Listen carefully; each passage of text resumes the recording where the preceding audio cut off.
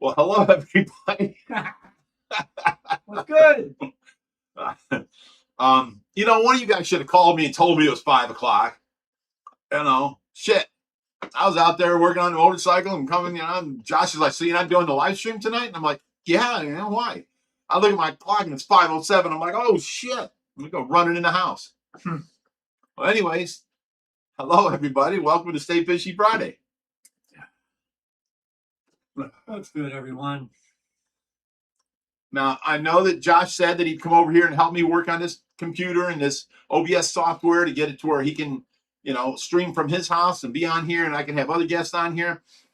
I tried it 7 different ways from Sunday. Still haven't got it up and doing, but it's hard for me to see on the screen.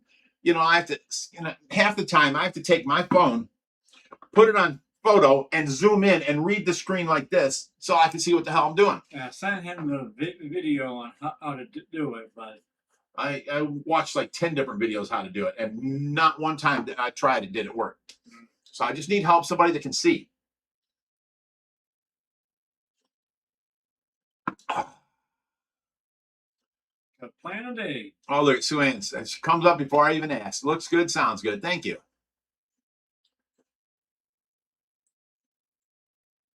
Wow, I'm caught up to the text. Wow. Okay, let me renew this down here. It's hot in here. See, it says it's 70 Have degrees. I not been telling you it's hot in this house? It says 70 degrees right there. Yeah, it's hot. You're hot. I'm hot from working and doing stuff. That is what my wife tells me all the time. Oh, you know what? I'm going to get my motorcycle license, and John's going to go with me. And then from that point on, you boys are going to be behind me on the road. Actually, you'll be behind us because I won't slow over mine. So Not when I'm done with it. I actually figured something out. There ain't nothing you can do to that bike that'll make it faster than mine. With a stage 4, it's still smaller than my motor. Mine don't have a stage 4 in it. I know, yours is a 103 with the stage 4. It's still not bigger than my motor. Oh no, yeah, it is.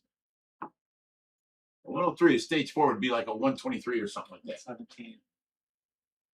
And yours is what now? 121. And it'd go to a 136. That's 15. So 15 on a 103 is 118. It's not the same relationship for every motor. Trust me, I was mad. I couldn't put a stage 4 on mine and beat Richie, but now I can. I guess he's working on his bike to come out swinging. He's putting up a and grading the 30 on it. stereo. He's doing a 30-inch. Well, the stereo will be done before this ride on the 8th. So in the winter time, he wants to upgrade the front wheel to a 30, and I think that's it. Me, I already bought a turbo and a stage 4 kit. Wow, you gotta have that. You gotta take that into the. I've already got the shop going to do it. The stage 4 How plus much the that cost you turbo with plus them the tune. 9,000. Wow. I'm just fucking with you. This kid, I never know when they tell the truth. But the price is right though. I'm just not doing it. I call up checks and I'm like, I'm not doing that. When that bike is old and tired, these bikes are not race bikes. Oh, they're cruisers. Just you're fine with the 103 or 117, whatever. I'm happy with the red chopper. That thing's badass. Right. So they're just cruisers. Now we can have stereo wars. Who can get loudest? Right. It's me. I've got the biggest front tire. I've got the prettiest bike out of all three. Oh yeah. Oh yeah. There's not even close. It matches my Camaro red and chrome. A lot of bling. Huh? It works for you, but that used to be my bike. Just under that. And the whole time you had it, I kept saying, man, That bike deserves to be in my garage. It fits my garage so perfect. It is a nice bike. It is a nice bike. There you go. I got the Fist bump. I got the knee fairings in, the lower fairings. They're here. The trunk lid is there. The trunk is there, but the side saddlebag lids aren't here yet. Once they come in, Josh has got the guy that's already going to color match them to the bike. So then everything on the bike will be red, and I can mount the new speakers in. And on my lids now on the saddlebags is a 6.5-inch speaker with a tweeter in the middle. That's going up to my knee speakers because the knee fairings hold a 6.5-inch, and it's a Serwin Vega. It's a nice speaker, big, heavy, that's going up there. So the lids that I bought have an 8 and a tweeter on each saddlebag top. So you bought 4 8s that are sealed back. Now here's the difference. Right now there's a 12 in there and then an 8 and then a 6.5. And every time that 12 moves out on the base, it's fluttering the 6.5 and the 8. They're trying to put out mids and mid highs. So it makes it a little bit distorted. Josh bought 4 sealed back 8s that are supposed to outperform these speakers and be better. And so each sealed back is going in next to the 12 and in the lids. So now that 12 is going to be not fluttering any other speaker, and they can put out the sound they're designed to put out. That's what we're doing right now. I will say the speakers that are in Richie's bike are 400-watt speakers. Ones that I bought for yours are 500-watt speakers. But you need to get an amp to run them properly. We don't know what amps are on here. Because those amps on there, you need to throw away. You need to buy all new. You need sound digital for the smallest, best quality. I am so impressed with that stereo right now. Everybody that listens to it is super impressed. It's loud as shit. You're welcome. But it could be better. Ted sure says ditch the 12s. Why? It's 12. What 12s? The subwoofers in the saddlebags. They're 10s, but no, they're not. They're 12s. I measured them. There's 12s, 8s, and 6.5s in there. So, anyways, I don't want to ditch them. They put in, I'm not putting rap music on there. It's not tuned to be perfect for rap, with all that sub bass. They're tuned for rock. So it's a higher bass going to them subs, like 200 to I think 500 is what should go to them subs. Because now the way I've got it tuned, it hits you in the chest. It pounds. But you put a rap song on there, or even just a low bass song like Genuine Pony or something like that, and you can hear the speaker fluttering. It's not tuned for that right now.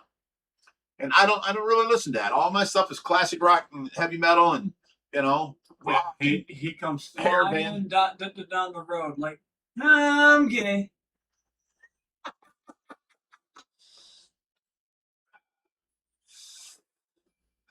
You know what?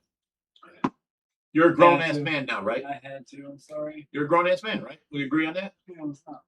Okay. I'm thinking I should take your ass out in the backyard and teach you some manners, son.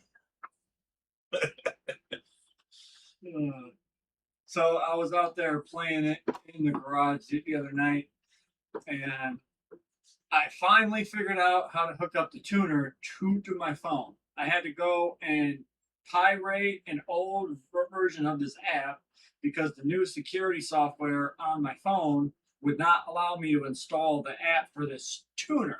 So I had to go and get an old version of it, go through the settings, and make it work. I finally got it.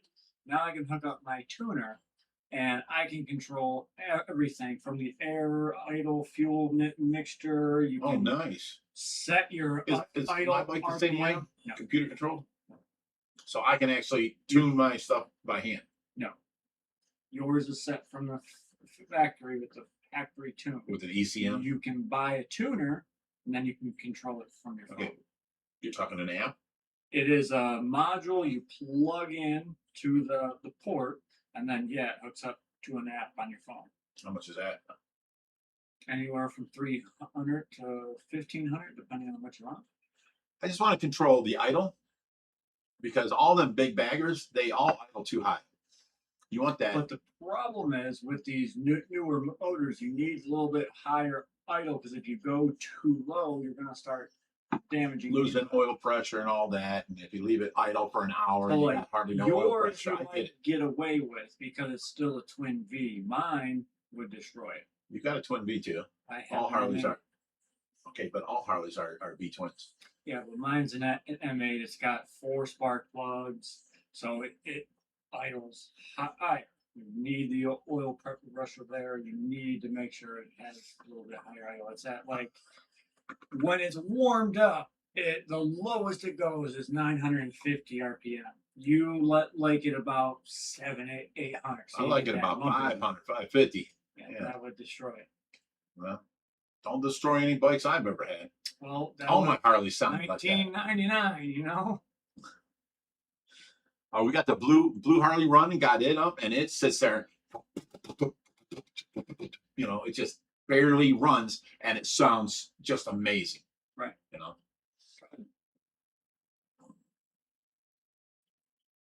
Okay, here you go, Josh.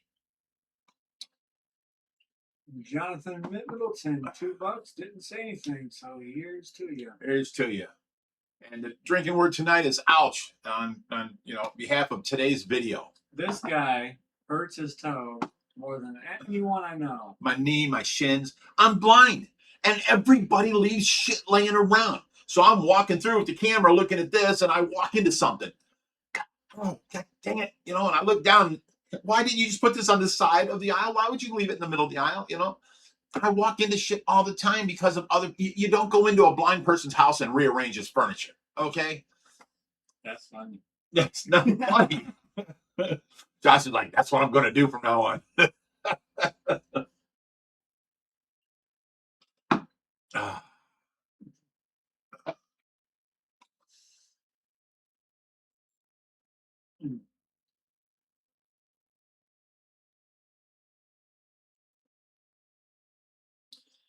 Jonathan says, hi, could you give a text to my kids, Brooklyn and Cali? They love the show as well as all the way from UK. No kidding.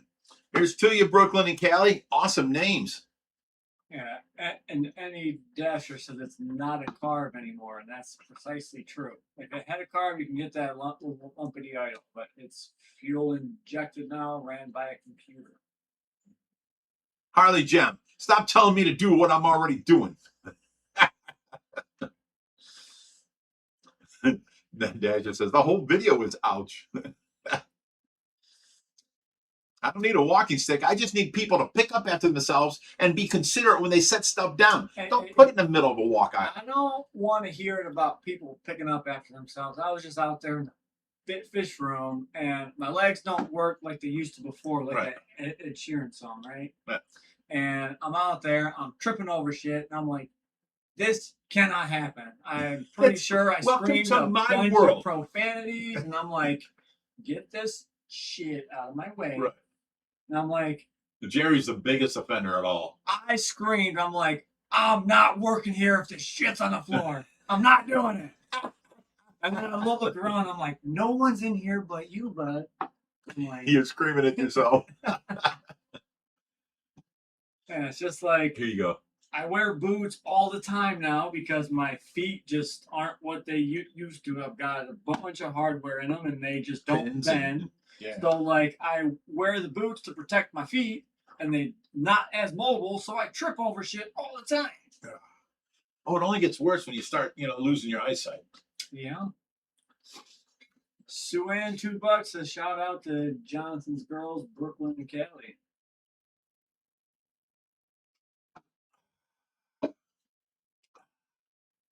So I've been on a 2-week regimen of training Bert John and Jerry. This is my house. You live here free. You're going to start acting like this. Don't leave your dishes in the sink because then it's left for me to clean it up. He yelled at me today. I am a distinguished guest, okay? And I set a cup in the sink. You grew up with me. You should know better. And I set my cup in the sink like I would on any other day. And he's like, "What's your dishwasher?" That is not what I sounded like. That was like spot on, bud. He exaggerates So something. then I proceeded to tell him, I'm like, look, you can come over my house, you can set your dish in my sink, and my wife will pick it up. I'm like, what's the difference? Because you did this right in front of the guys I've been yelling at for doing this shit, so I had to say something to you in front of them. You know what I'm saying? I stand by what I said, okay? Yeah, you got someone else to clean up after you. I don't have that. I'm the one that washes that kitchen floor. I'm the one that clears them counters with Clorox. I'm the one that cleans that dishes out. I do the nasty stuff, so my wife doesn't have to get her hands dirty. Okay? I do that shit here too. I Same shit you do. I do too. I was on my hands and knees cleaning my toilet just like 2 days ago. I clean the carpets. I know you did do it all. You're a bachelor man now. I don't want to be. I just happen to be.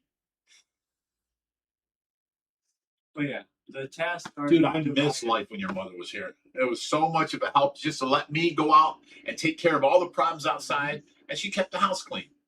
I love that. And I didn't even know how much he worked. You know, I come back in and, this and that, and all the house looks nice. Smells clean, I love that.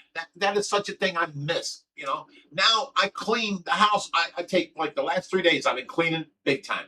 And everything smells Cloroxy. It smells clean. I love it. But then, people come in with their shoes. I get them shoes off.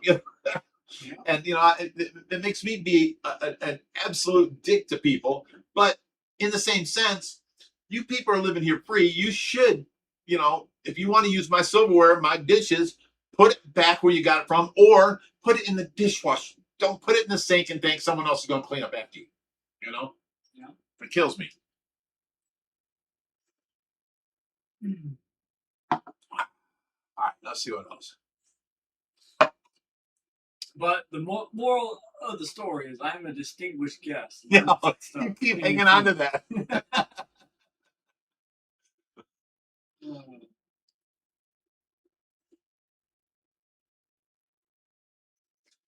Pull up my comments. Harley Jem says Rich's OCD is real.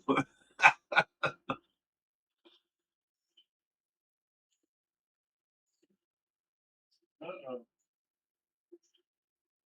Oops. Will Star's here. Speaking of Will Star, you guys will never believe who I talked to yesterday. Bigfoot? Skylar. Why? Well, we had somebody call here, and it was a lawyer, right? And they said their client, Skylar Miller, it wants to serve me with a cease and desist. I'm like, cease and desist to do what? And they're like, showing her naked pictures. I'm like, what? I don't have no naked pictures of her. I was like, what the hell are you talking about? Finally, we got off the phone. But I texted Skylar, and she don't know what the hell I'm talking about. So I sent her the number, which is someplace in New York, the 631 number. It was someplace in New York.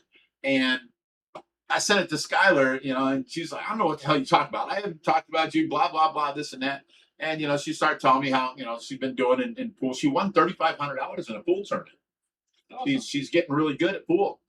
And, she got a whole new group of friends now and this and that. And she's getting along just fine. She says all she does is work her 3 jobs and play pool. And, I was like, well, congratulations, you're doing well.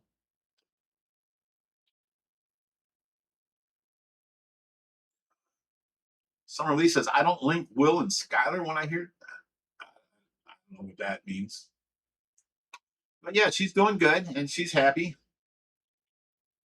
Sue Ann says, Skylar update. She's gone. Update done.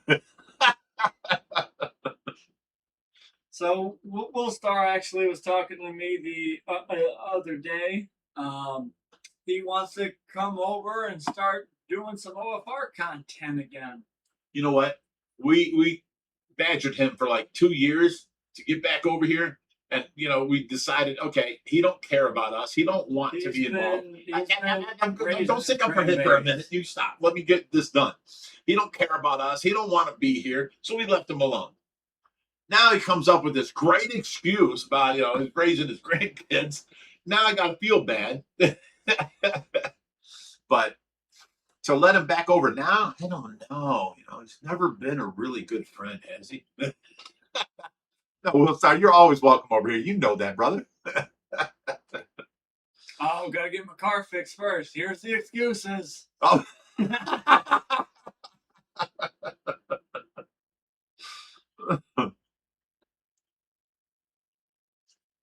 Actually, you know that John and Mark, you know, that works with Reaper.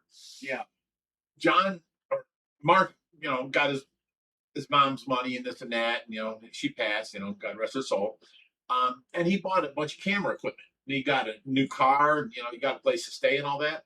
So he's doing good, but he's really into this camera thing. And I talked to him the other day. I'm like, you know, I put out 3 videos this week. You know, I was like, you know, if I pay you a little bit, you want to do the videos here, then people can actually see me working with somebody else's point of view of, you know, blah, blah, blah. I was like, you know, you take the video and do all this, and, you know, I'll take and edit it after that. And then, you know, give you a couple bucks for this or that. And he's like, you know, he was really into it. So this might happen depending on how good things are. You know, we might not mesh together working as a you know, entity on this project. And if it don't go, that's fine. I can go back to doing what I'm doing, you know? Yeah. So. Happy American Dad says, Josh, a while ago you saw a video that had a floor plan of what you thought was going to be the future. Is that still kind of the plan? Yes, it is. The gist of the plan, yes. But now this whole filter thing threw a bomb in that, and I've got 4 tanks sitting here that are empty, waiting to come in. So I rearranged some stuff. The tanks that are stationary now, the big tanks, are all they're staying for sure. So we've got the 610-foot tank coming in. We've got the bridge tank coming in. We've got the 490 coming in. Yes, we're replacing the 350 with the 490. And the 700 coming in. Thinking about that. That 350 is already a little high to get these fish in and out. We put that 490 there, it's a foot taller. Ooh, it's going to be harder to get fish in and out. I mean, there's 5 foot on top of the tank. I'm not worried about that. I'm worried about catching them. On a high tank, it's harder. Right. Yeah. So we might not want to swap that one, is what I'm saying. I put both tanks up for sale. Whatever one sells, or if any of them sell, I got a 700, a 490, a 350. I did not offer the bridge tank because nobody. Well, no, we're keeping that. I don't care if nobody buys it. We want that. That's a unique tank. Right. What I want for it, nobody's going to pay. That's what I'm saying. That means we keep it. Right. So see, if we got something we really want, then we'll put a super high price tag on it. If somebody buys it, okay, we got to take it. But if they don't, we get to keep it. You know what I'm saying? Now, normally we make every tank cheaper than you can get it anywhere else. You know, by a lot. So that's how we do the tanks we want to keep. Yep. Did the guy ever show up to get the tank from the yard sale? No. No. No. I'm getting ready to post that up. Actually, I'm going to do it right now. I'm so tired. That's where all the tubs go. That's where the garbage goes. And it's I can't clean that backyard no better until that's gone. Look, we already got paid for it. It's free. Come take it. Oh, don't do that. Be gone tomorrow. Well, sorry. Stop the nonsense with the tripods. Here's the problem with the tripods. I go to work. I start working. I may hold up my camera, you know, and video, blah, blah, blah. And I'll put the phone down and I'll start working. And then I'll come back and I'll video the other guys working and I talk about it. And then I put my phone down and I go back to work. I don't have time to add in. Let me set up the camera, guys. Everybody stop and put the tripod up and zoom this up. Get ready. Okay. And then every time I got to change the tripod. It's not in the cards, brother. It's not in the cards. I don't have enough time now. So what you're saying is you're not a creator. I am a creator. I am a internet influencer, and I try and influence everybody to do good, be better, become a better person every day, help out that neighbor, help out that friends, you know, and I'm doing it by example. And, you know, out of all the hundreds of people we've helped out, there's like 2 or 3 that were rotten apples that we won't even mention their names no more, and they're gone, you know. But on the far and the far, or the by and the back, we help out a lot of people, and they're appreciative. People still come over and help. Like Roger just came over yesterday, and we got the blue Harley. We worked on that for like an hour. We got the boat running, and now I went to get the dune buggy running. We got the new coil on it, but the battery was dead. My chargers came in today, so I put them on charge. So tomorrow I should have the dune buggy running again, and then the dune buggy's getting parked in back, and we can start on the bus. And for as little as we use that bus for Tracy, I think we should just put that bus up for sale and let it go, because I can get Tracy into the back of the. If you ever Listen, need to take her please somewhere, listen, please I'm listen. buying a Sprinter Listen, so you can take her. that would be nice. But I can take Tracy and then lower her down to where she's like on her back, pointing with her legs pointing up, and get her in the van. And once she's in the van, I can set her up and then strap her in. It's just a pain. So I thought that the lift would be easier on the bus. I'm telling you, for Brittany's business, I'm buying her a Sprinter. I went and looked at some yesterday. Well, you do that. I can use that for Tracy anytime I need to take her to the hospital. You're welcome. Thank you. So now I can get rid of the bus, which the bus is amazing. You know, it's only got, what, how many miles? 35,000 on it? 85 maybe? No, 35. I don't know. It's very low miles. It's got a bulletproof diesel in it, and it should last at 400,000 miles. It's got an overdrive that's amazing. And here's the thing. This is why the bus would be cheaper to drive than the van. Because the bus goes through, it's 4 gears, and then it goes into overdrive, which is super low. I'm going down the highway on that bus at like 1,700 miles, you know, or 1,700 RPM. And that's it. On the van, we're going down the road at like 2,000 RPM, right? And then every time Reaper gives it gas, it jumps up to 5,000. He passes somebody and goes back down. The bus doesn't even come out of overdrive and snaps your neck back when you give it gas. It stays in overdrive because it's a low, it's a high torque motor at low RPM diesel. This thing just stays in overdrive, and you know you've saved so much more gas. It's amazing. And for Reaper's type of driving, he needs to drive that bus, and it would save us money because he's a lead foot. Hey, Boogeyman, so Josh, need to put an OFR wrap on that CBR and I'll buy it from you. I've got someone who's coming to give me Dude, $8,500 on Saturday. you're selling your crotch rocket? You've had that for like 12, 13 years. You want to add the cost of the wrap on top? It's yours. Dude, you don't want to ruin the bike. The bike is a Fireblade edition. It's got ghost flames all over it. You know, it's all black with red ghost flames. It's beautiful. Are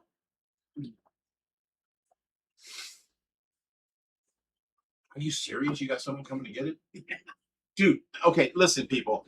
Every once in a while, you run across that one car, that one bike that just never lets you down, is always there for you, is amazing.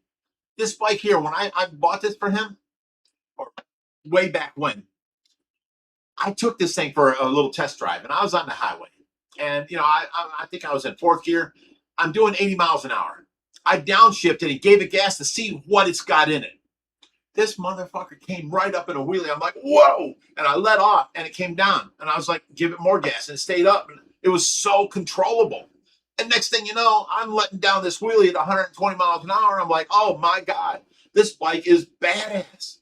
And I told Josh this and this and that, you know, and it's never not started. It's always been there. It's been dependable as shit. And he's wanted to sell it many times. And I'm like, no, Josh, keep that bike. I'm selling it so I can take that money and put a stage 4 and a turbo. That's what you're saying. At the end of the day, I'm going to have the slowest, prettiest bike out of the 3 of us. Prettiest is mine. Nah. Yours is black with red trim. Mine's all red with chrome everywhere. You're stuck on chrome, but That's a pretty bike. Chrome does rust. Have you seen any chrome rust on that Camaro? And that's been there since you've been like 12. What about that Doom buggy? That's cheap chrome. I didn't make that chrome. That was some cheap bought offline shit. It sat out one winter in a gazebo, under a gazebo, and it rusted like that. I'm just saying, I know my old bike was blue and chrome, and that thing had some rust on the chrome. So I'm not putting anything past it.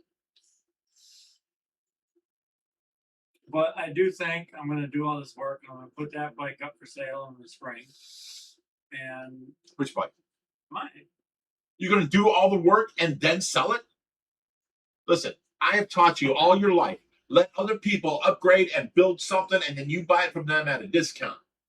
Okay? Because if you put $100 grand into a car, all this chrome, all this beautifulness, and it's great, you can't get $100 grand out of it.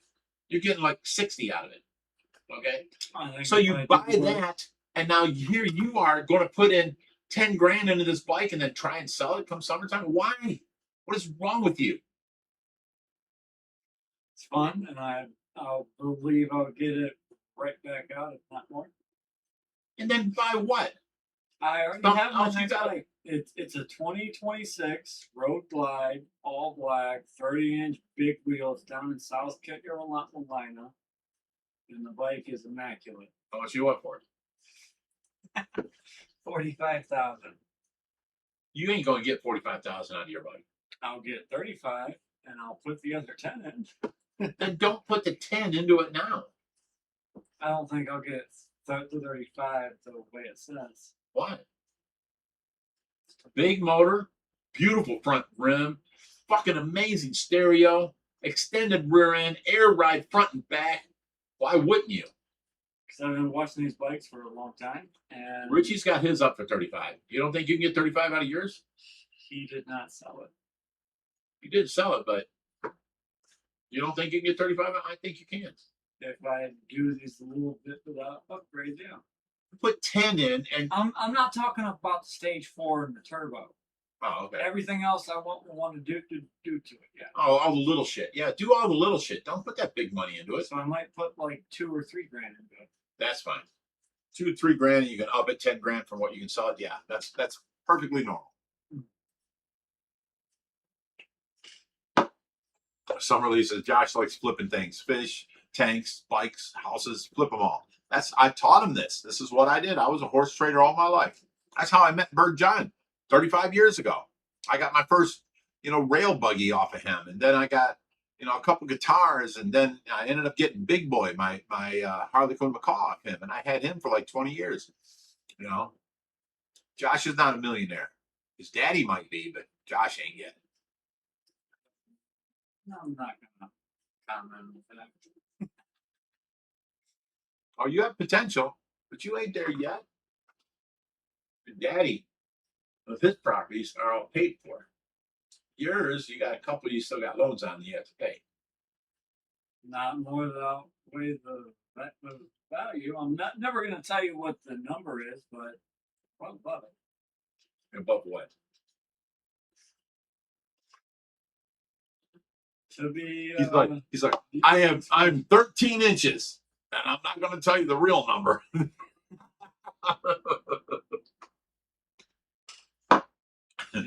Gentlemen. I love my boys. That's all there is to it. Hey, just remember. Vasquez family says, Bruce them. Just remember, I bought your properties to retire your ass. Now, you bought my properties to fucking rent them for way more than I was renting them for. And you didn't buy them. I gave them to you, and you gave me what rent I was getting out of the properties I sold you. So I'm getting the same rent, but you guys, you and Richie, renovated them and put up twice the rent on it. So you're making money on top of what I was making. But so it was a benefit. It was a beneficial thing for the both of us. But here's the one thing I don't have to do. I don't have to call my boys. Listen, get to retire. I don't listen. I don't have to call my boys and say, can you go to 2023 and fix this or that for my tenant? Because I can't leave to do that. There's where I benefit. I don't have to call you guys and beg you to work on this or that. That's the difference. Yeah, it just was a non tangible task when I've got all these properties. My time is limited. Oh, your time is very limited. I know that. And now you're getting the same rent that you did when you had your properties, but to get more rent, you had to put, I don't know, Effort, time, and money into them. let's say But here's the thing. 40 grand per property. But the thing that hurts me is that you guys sold my shop, and I could have sold it and kept that 100 grand. That one hurt a little bit. That stung a little bit. But I signed over those properties to you. Could have sold them all, but what's the 90 grand come out to? You're getting, that's 3 years. That's why I didn't sell anything. In 3 years, that's done. What's 3 years to you? Nothing. Now, if you sell it now, I can pay you for 3 years. But then what about the next 20, 50? Because I'm going to be here forever, boy. Right. You I ain't going to die anytime soon. you won. And then the second that we took ownership, harnesses started to go out. Your tenants left. No, the worst thing is, not the tenants. The worst thing is that whole thing with the lead paint, inspections. That too. That really screwed you guys. Yeah. That sucked. And honestly, your tenants suck. Well, I rented to friends. Yeah. You still got Akmel in there? Kind of. You got Winter still? No. She gone? Okay. I just. What about the Puerto Ricans next door? She was 5 months late. Really? Finally got her evicted. I evicted the girl downstairs. They owed me a what combination what, like what 9 property? grand. It's 44th. 44th. Okay. The Puerto Rican people you had. I love moved them. out. They were the greatest. They Renters. tried to buy the house when they wouldn't pay you what you wanted. When they made me a leftful offer, I told them no, and they moved. They found a new house, so they moved. Now I got to go in there and fix it and rent it. But they were so clean and so nice. They were like the best tenants we ever had. But the issue is that carpet is end of its life. The flooring all needs replaced. Like it's. Well, you're going to take the carpet up and put the vinyl flooring in. Right. I knew that. So it's never friendly. Wisconsin Aquarium says you should have rented out the shop. I did. I had it rented out for I think it was $850 a month. And before that, it was the place where all the hot rods. Hang on, let me talk. All the hot rods would show up for the Rollers Car Club and would hang out there, and it was a great hangout place. And it was fun.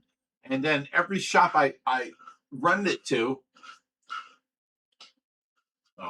the tranny shop, the mechanic shop, they all made money. It wasn't until I rented out to this last couple, and they were like undercover drug dealers because there was never any cars being worked on in that place. And, everybody was telling me they're going there to get drugs and stuff like that. And I can't be part of that. And blah, blah, blah. So, the shop was a great place, but, it served its purpose back in the 80s, 90s. Served you perfectly. He paid like 10 grand. I bought it for 15 grand. And we fixed the whole roof ourselves. He rented it out for $850, all right? For 20 some years. But my perspective on the shop, when I inherited it, it needed a new roof. That new roof was going to cost me 15 grand. So okay, you have the cost of the shop plus the 15 grand plus whatever else is wrong in that shop that needs fixed. There was a window. Did there he was leave the paint. lift? No, he took it. He took the lift? It was his lift. Of course But he no, did. that was part of the rent. I told him you can install it, but on this rent here, you know, you're gonna have to leave the lift if you leave because had he had no to make document. holes. He had to make holes all in the floor and all this. There was no document. I no have leg his to signed stand in. on. You didn't ask me. You have no Yes, I lease, do. no Yes, I document do. that says does that. I said So you can modify the shop, but this $1,500 lift has to stay if you ever leave. That was part of the deal. I bought the lift. What do you mean you bought the lift? When he left, I bought the lift and sold it with the shop Oh, to the then, next okay, owner. then he scammed you. You didn't tell me this. There was no. There is. I document. have his writing on my title of the shop and all that stuff. That I'm just saying there was no document. It's fine. It's whatever. But in my eyes, there was a $15,000 repair to the roof. right. There And was then the city was honest to do the driveway, parking the lot. parking lot. Yes. Parking lot was another what 12 to 18 grand, depending on who you did. So We didn't have a friend add that on did that. you know that kind of stuff, so it was going to cost us money. So I sold the shop, and then I took that money and I reinvested it and bought a duplex, which made me twice the money, and is next to the two other houses that you did own.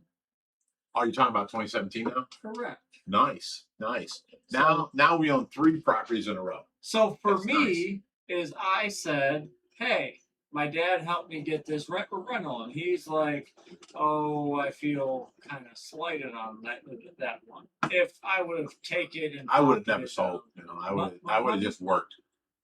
but that asset and what you were getting in rent, if I would have put Okay, 30 the same grand thing. Listen, into that the shop, same I thing could is have got 1,000. when I gave you that '79 Camaro with the 454, and you're like, I don't like this car. I'm going to trade it for a Nissan. I see that car for sale now for like 30 grand. It was a 1979 Camaro Z28 with a 454 sticking up through the hood, 12-volt posi rear end, and a turbo 400 reverse pattern manual valve body transmission. And Josh didn't like cars. He wanted a push button start and you know put my key in, you know, blah blah blah. And he traded the car off for a Nissan, and now he regrets it because you know, his perception of what a car should be. Yeah, that's also perception. I've seen not the nice ones, I will say, for about 20. But they didn't have big blacks in them. They had small blacks. 15 years ago. The car was given to me. It was sitting, had a seized motor. Motor wasn't seized. It was I going to could be turn it over by a ratchet. Lot of work. Wasn't a lot of work. And you let me sell it. Just saying. I told you you shouldn't sell this, and you're like, I don't like it, Dad. Blah blah blah. Okay, go ahead and do what you want. I gave it to you. You know, it was on you. Sorry, but you should have kept the car. Yeah, now I'm making up for it. It was widely known all over Cleveland, you know, and all the car shows, things and stuff like that. It was widely known.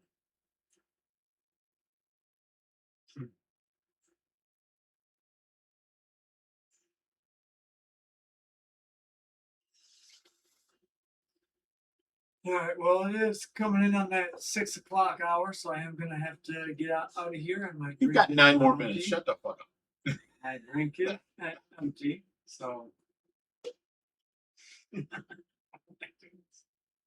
is, I pour this into mine. My backup fill. One more drink. One more sip. There you go.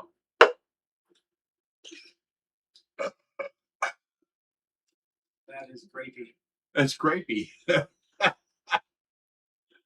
have you ever seen Magilla Gorilla or the Grape Ape? You remember? Yeah, stop it. You don't remember them cartoons? That's who I am. I am 31 years old. How old do you think I am? Don't know. I'm 62 and I had you, so you know. And you're talking about cartoons from the 50s. 60s, motherfucker. Mr. Magoo, Johnny Sock on his flying robot, Ultraman, Astro Boy. I mean, come on, these are all great shows back in the day, you know.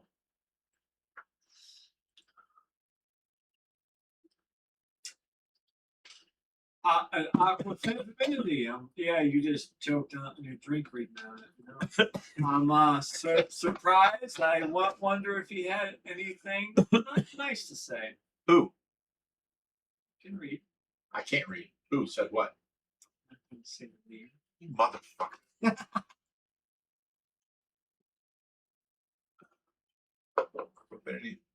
Watching you shit currently spoke to Joey a few months ago.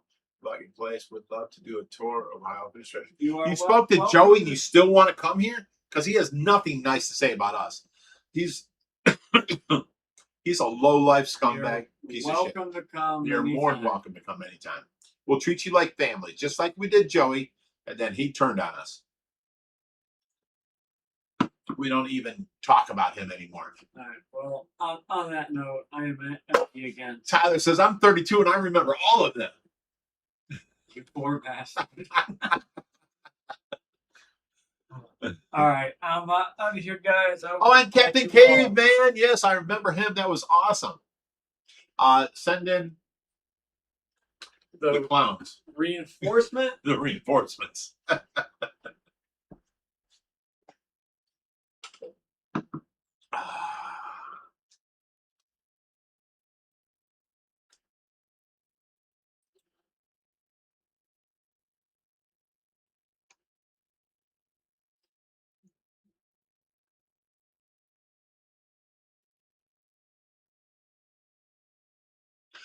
All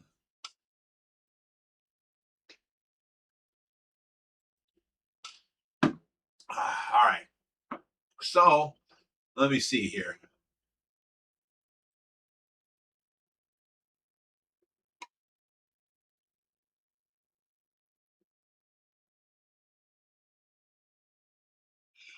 Oh, am I saying goodbye to Josh? No, that's Josh leaving. There we go.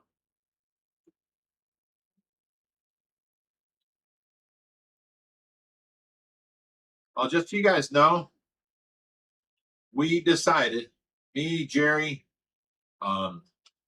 Reaper, we all decided nobody's going to mention the name of that idiot that keeps coming on here with different accounts that I let live here and ask to leave.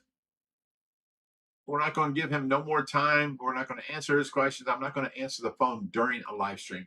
He's just completely forgotten about, just gone. So, Aquafinity said he did mention how impressive Aqua Fish Rescue was. Wow. Or Ohio Fish Rescue was. I can't believe he'd still like that because it's not what he was saying last time I talked to him. And actually, I was planning on going to Canada to pound on his door and show up there because of all the bad shit he did.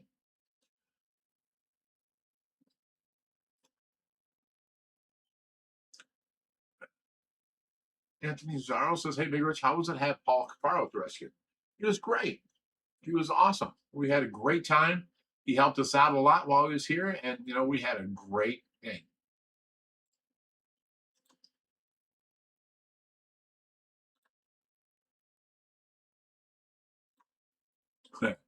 Kelly says, and I know it got deleted, but I got to say it. Joey's in a relationship with his little sister. It's his wife, wearing less and less on his thumbnails these days. He's got her a channel. They started that, so she's got money coming in. And, you know, yeah, I agree with you.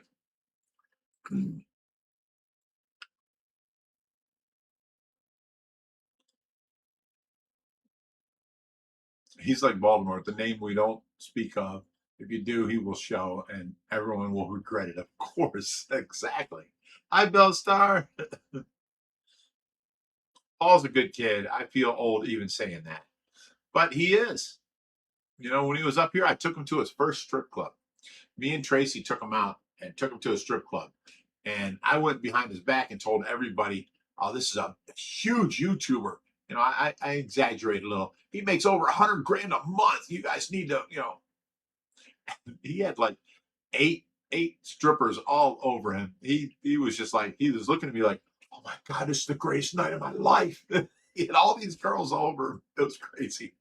I think he was 17 then. I took him in there with Josh's ID, which was 21. And he went in there and had the greatest night of his life.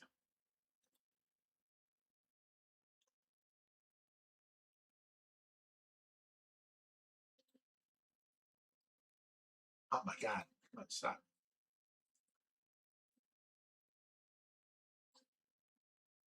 Made him diamonds. Well, he's huge now, probably makes more than that now.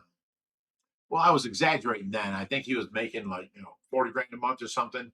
And I told all the strippers that he was making 100 grand a month and blah, blah, blah. He's probably about making that now.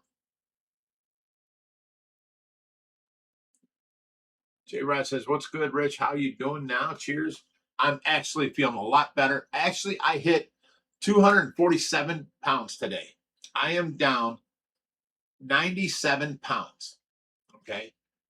I feel thin. When I laid on my back, my belly was flat as can be. I couldn't believe it today. I was like, whoa.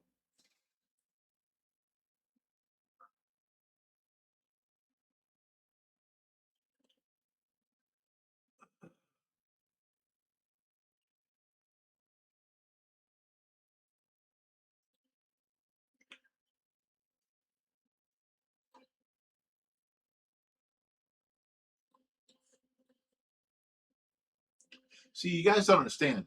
Joey is a drama queen and he thinks he's going to make the most money on drama. So he'll call out anybody and start drama. That's his MO. That's what he does. I just didn't want that kind of person in my life. He started that shit with me and, you know, I was done with him. That was it.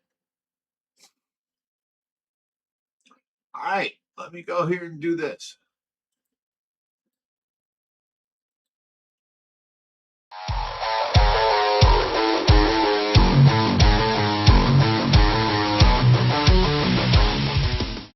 Hey, everybody, welcome to the 6 o'clock Stay Fishy Friday live stream. All right, so we've been going on since 5 o'clock, so we're in a detailed conversation here. Holly Gem says, yeah, he starts bad shit. It's always.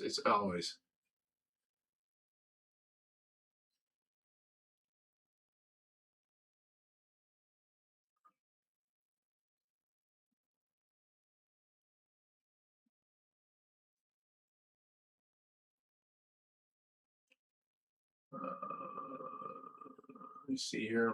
All these, everything's flying by me so fast. Look at Gypsy says, we are here at the rescue. Don't have no damn time for drama. Oh, we here at the rescue don't have no time for drama. Absolutely.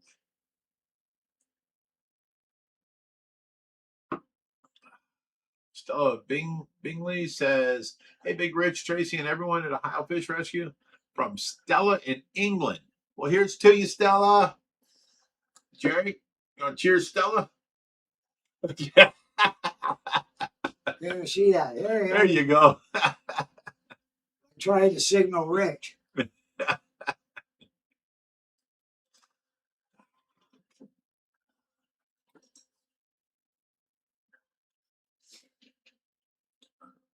my high chair over here. Yeah.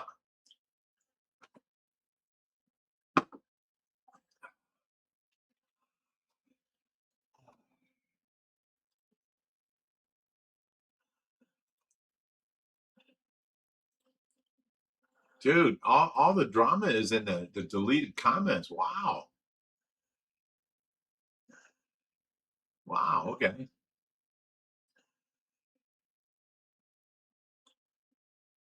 The Gem says Friday live streams are not family friendly. Well, okay. Everything I do all week long is family friendly. I try and make everybody, you know, be good to each other, help each other out, help, you know, friends out, you know, raise your kids right, you know, this and that, you know, don't be lazy, get up and work, you know, this and that. And then, you know, on Friday nights, this live stream is not part of OFR. This live stream is my only night I get to hang out with people that actually care and want to be part of Ohio Fish Rescue. So I get to drink with you guys, hang out with you guys, have a little bit of fun. I don't get to go out to bars. I work 80 hours a week watching Tracy. I work probably 40 hours a week taking care of the house and the rescue. And then I have to take over any night of the week that the nurses call off. I have to fill in. So like, you know, 2 weeks ago, I filled in like 3 days of 12, 12, and 8 on top of my 80 and you know 120 hours a week.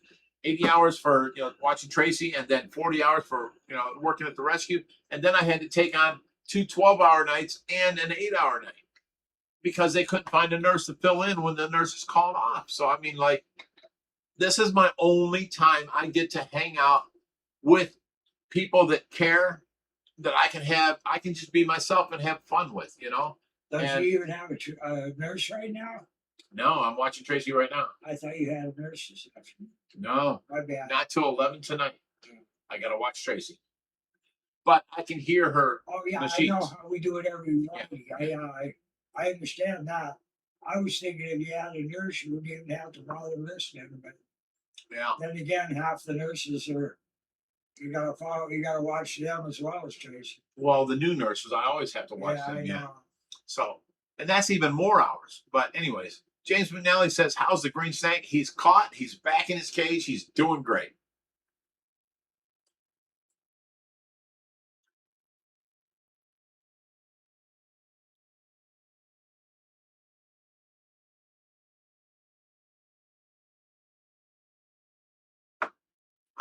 Everyone's saying hello, Jerry. Bathing in diamonds. Every time I see Jerry, mine hurts. They're talking about the hump on your back. My what?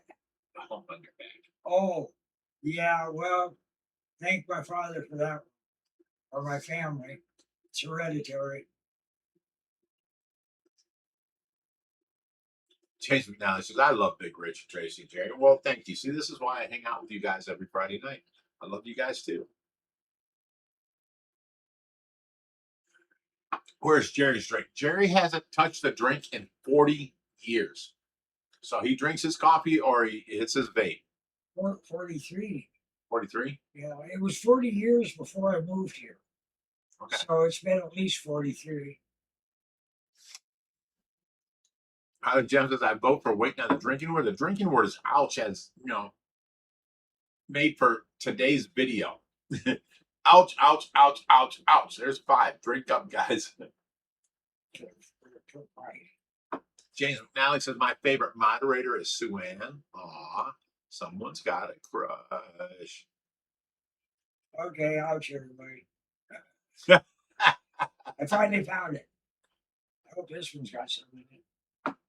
Bellstar says, "James, she's mine too. Now we got 2 people fighting over Sue Ann. Can we get 3? Can I have a third? A third? You know, third? Anybody else? Anybody wants to win? You know, third. Here we go. You're going once, going twice."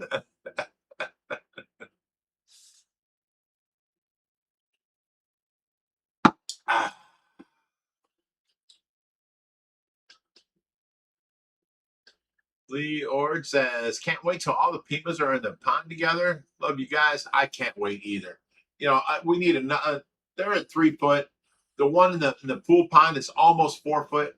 We need them to catch up. So we're feeding them, you know, a lot more than we're feeding the pond, trying to get them to catch up. And then we're going to release them all at the same time. You know."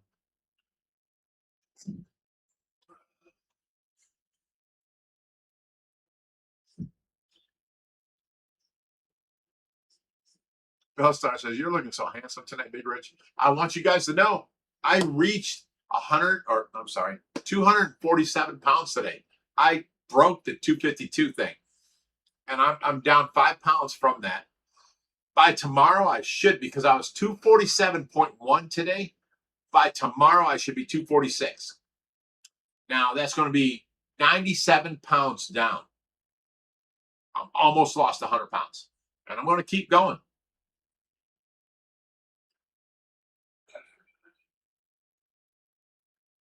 J. Rod says, how you doing, Jerry and Rich? Cheers. We're doing good. Jerry needs a breathing apparatus, but we're doing good. He needs one of those things that sits on his side and goes up around his ears and up to his nostrils and puts oxygen in there. If he had that, he'd be the old Jerry again. He's just too fucking lazy to go to the hospital. I said it. I went to the hospital And they took care of my infection. yeah, but you can't move I have 20 steps without stopping. that has to be taken care of through a primary physician, and I've got an appointment for that in about 10 days. Okay, cool. That's exactly what you need, Jerry. Well, it ain't lazy. I didn't It's a say it was matter of lazy. you did. You said he's too lazy to do it. Well, okay, I didn't mean that. But you just don't get around to going to the hospital when you should. I don't like doctors, and my body can handle 99% of the shit that gets thrown at.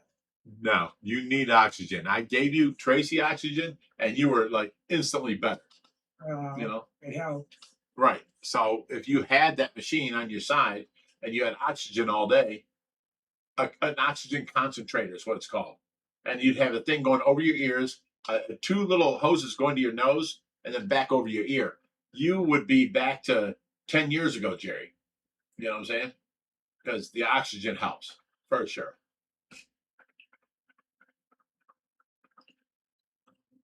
All right, this jumped up a lot here.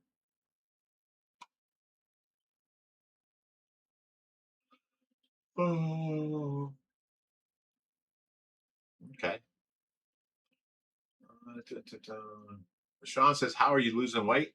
Well, I'm drinking nothing but protein shakes with creatine 3 times a day.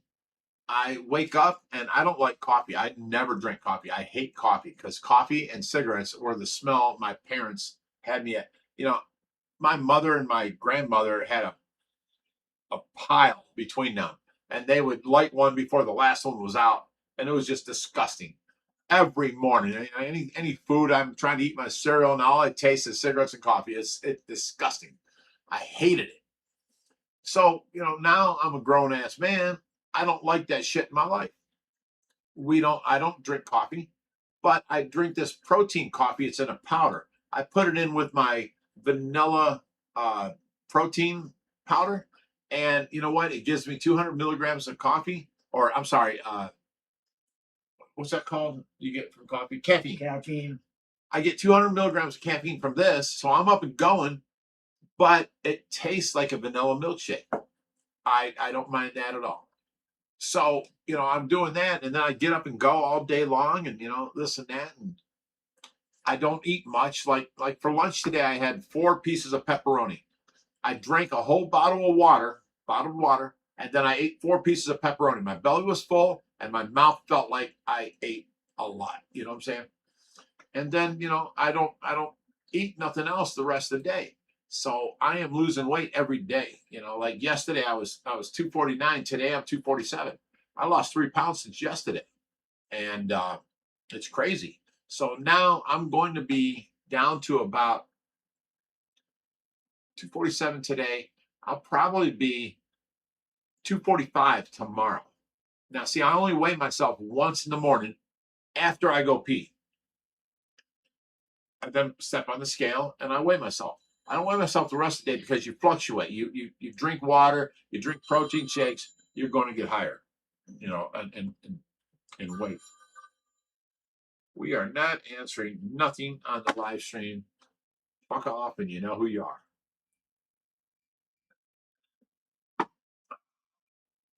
Sue Ann says, Rich, you've lost a whole human. 97 pounds. I lost to Jerry. How much you weigh? About 117. Okay, I haven't lost to Jerry yet, but I lost a whole Tracy. For sure. About 60 pounds less than I should.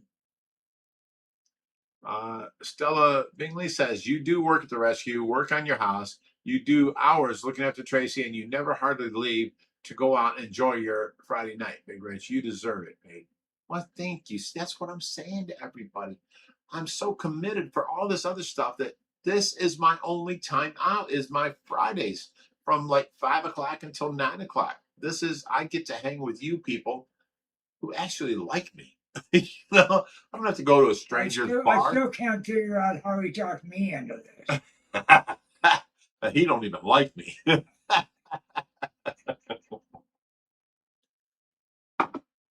J-Rod says, oh, hell yeah, you're looking good, Rich. And I'm about to go to the gym right now. Wow. Okay.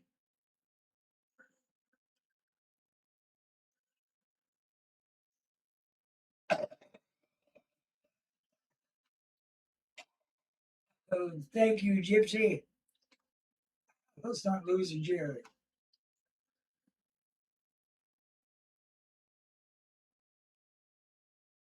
James Benally says, I normally pray at 12 a.m. in the UK. But when I watch Big and Jerry or Big Rich and Jerry, I have to pray after the show. I'm so sorry. You don't have to pray after us. We're not going to send you to hell. We're not, we're not demons. We're not going to do that to you. I don't pray. It's called conscious contact. They're with me all the time. Harley Jim says, okay, everybody, stop and be quiet for 5 minutes. I got to take my doggy out. We won't talk about you, Harley Jim, while you're gone. We won't.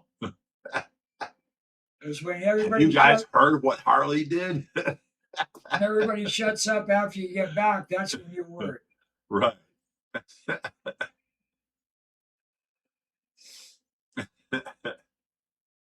You guys are the greatest. Thank you guys for being friends.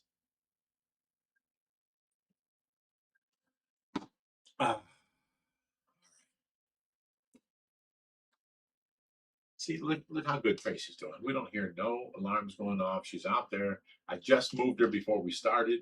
She's repositioned, and she's doing great. Is there a volume control on that finger beeper? No, that's a machine that puts out her oxygen. I know, but There's no volume control in beeps it. is the same. It seems quieter. No, I've you're never- getting used to it. Is That what it machine is bad, and we've contacted the company. It's been over a month we've been trying to get that machine replaced. So, Okay. so you're just getting used to it.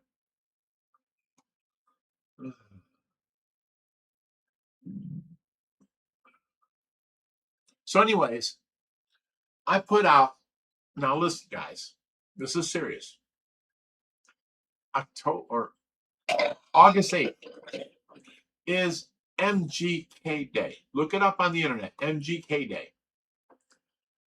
My boys are taking their bikes, their big wheel baggers downtown. I'm going with them. This is why I got to get my license in the next week. Here's the thing. I need some arm candy. Someone that wants to ride on the back of the Harley and spend the day going to MGK concert, MGK, this and that. We ride downtown. There's a big motorcycle ride. I don't want to go by myself. If I do, I'm going to have to take my chopper, which I love that bike.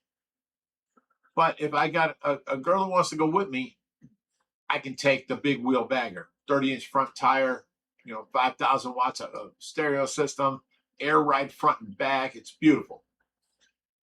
But I don't have anybody. I talked to my friend Sarah, she dated one of my kids way back in, the 90s, I think, or 2000s, whatever. She looks good on the back of a Harley.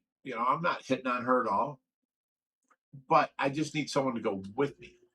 So if anybody's out there and you can spare some time, let me know. August 8th, we're going, for motorcycle ride, a Harley ride. Yes, we're talking Machine Gun Kelly. Tyler says yes. Look it up online, Tyler.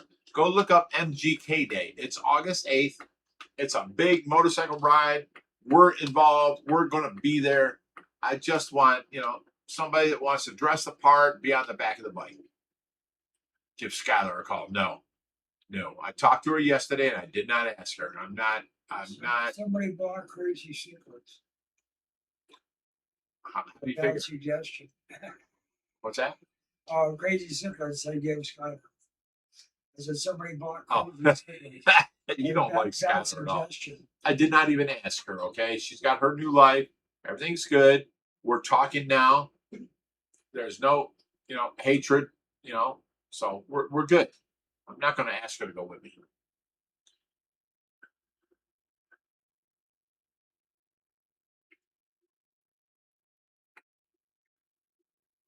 Suan says, that's 2 days after my Five Finger Death Punch concert. Are we going to film at MGK Day? Absolutely. Boogeyman says, I bet you she's some arm candy. Who? Who are you talking about, Boogeyman?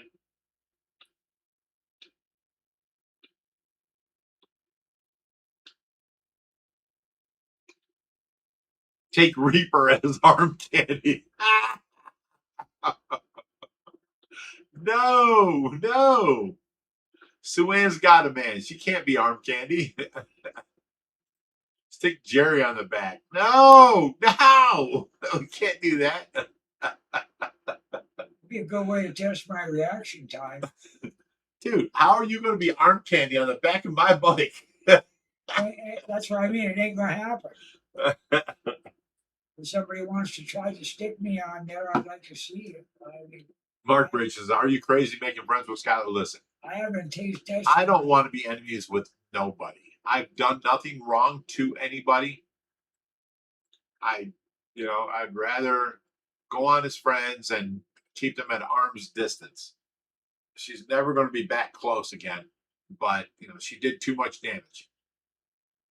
But we can be friends.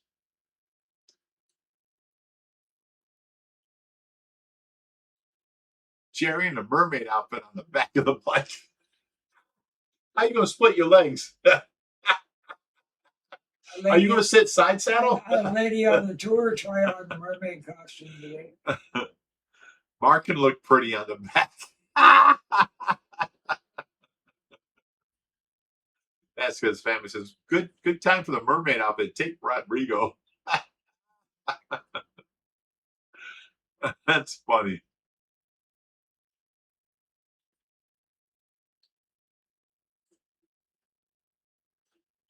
Buck Berry, give her my number.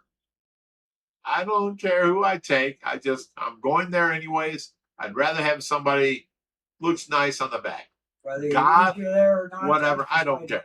It don't matter to me. I'm not there to hit on them or strike up a relationship. I don't care. You want to go on a ride? You want to go to MGK Day? I'm paying. Let's do this. That's all. Suan says, I am old, fat, and married. Oh my God. Suan, you're not that old. You're not fat at all. And you are definitely married. Boogeyman says, you going as friends? Yes. I'm not looking to date anybody. I'm looking for some arm candy on the back of the bike when we go. That's all. I'll pay for the day. I'll pay for your lunch. I'll pay for the dinner, whatever, and we'll have a great time together. That's all. Your official bike assessor.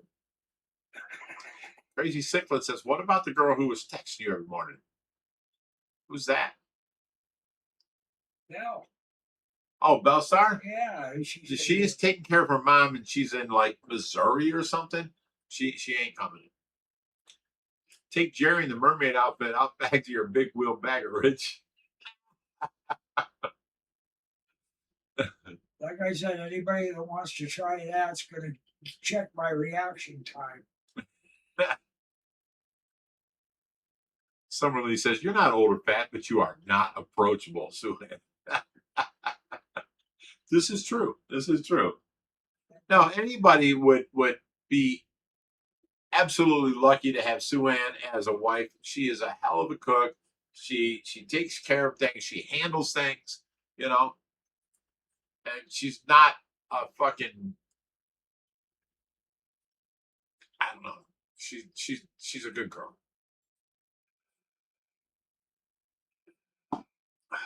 Lawrence Cortez says, I think if you go to the Blue Oyster Bar, you'll find some arm candy. Where's this Blue Oyster Bar at? Probably a gay bar on the way. I don't want to find gay arm candy.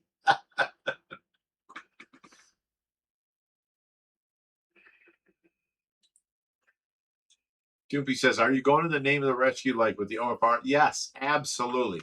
Me, Richie, and Richard, or me, Richie, and Josh are going this whole thing. You know, this is representing Ohio Fish Rescue.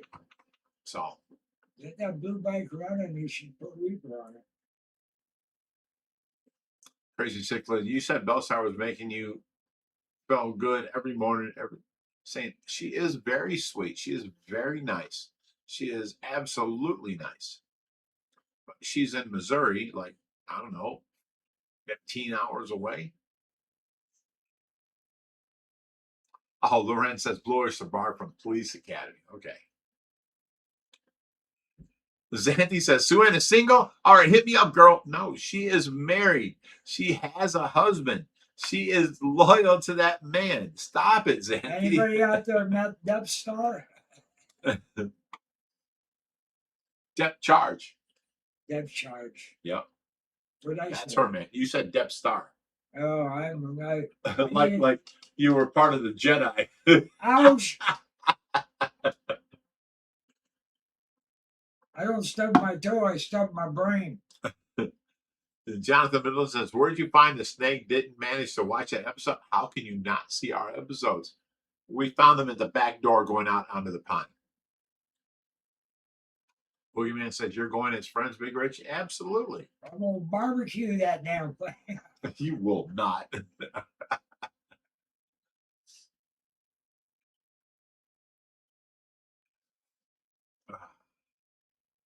Somebody says she loves my vape tonight. I'm not too pleased with it. The damn old thing has dried up a little. I ain't got the lungs to pull it. He needs oxygen. Shut up, shut up.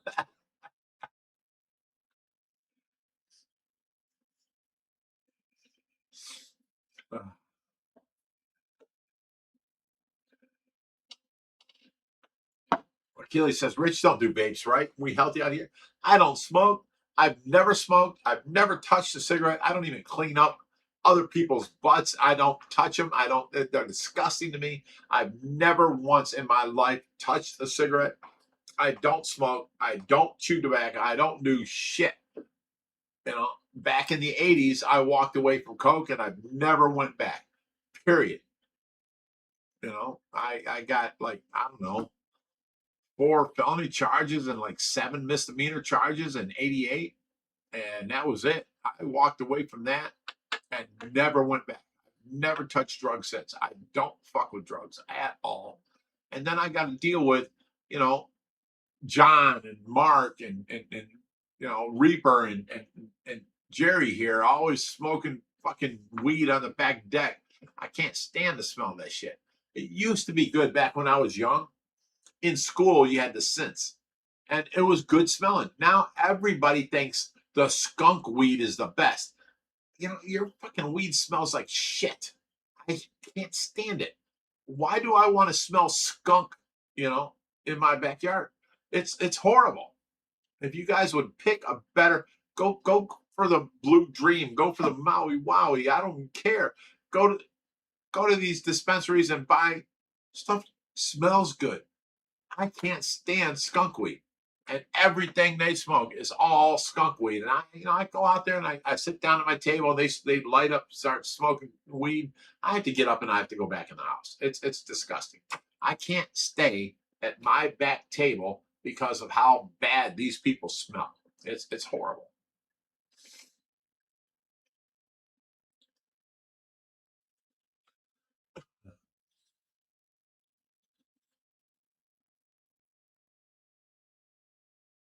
Santi says, me and you, Rich, are exactly the same on cigs and smoking and drugs. Hate it. It's disgusting. I mean, why the hell do you want to chain smoke cigarettes and drink coffee and make me deal with that while I'm trying to eat my breakfast? It's just disgusting, you know? So now people are here. I tell them, I don't care what you do on the back deck. Don't do it in my house. And then, I can't even go on my back deck because they're either smoking cigarettes, they're smoking weed, or they're smoking fucking cigars. It's disgusting. Every bit of it. I can't even hang out on my back deck. It sucks.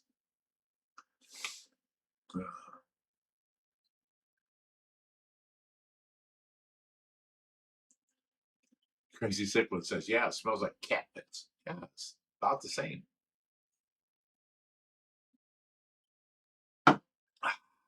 But you know what? I deal with it. These people do their life, and I don't try and change them. But don't do it in my house.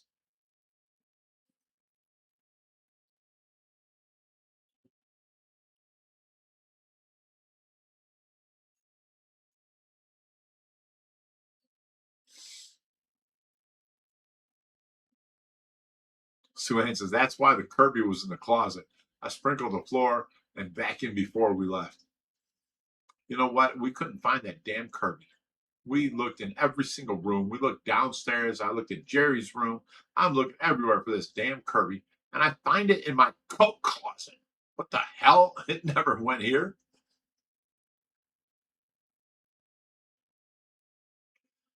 Xanthi says, would an air filter thing help on the back? The only thing that would help on the back deck is like 8 big fans on this side, solid doors on the end, and then vents out on that side. And then I wouldn't have to smell it sitting in my seat because it's always going that way.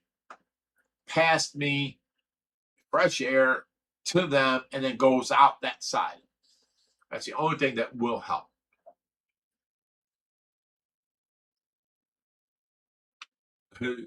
Sean says, I think it's too late for an intervention for Jerry and Reaper.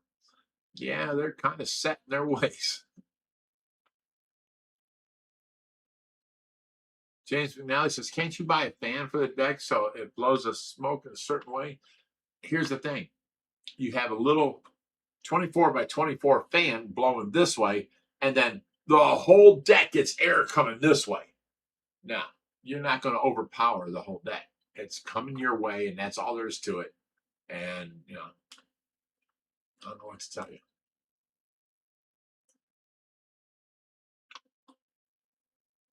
Lee Horde says, if you don't like it, tell them, no, it's your place. I would love to.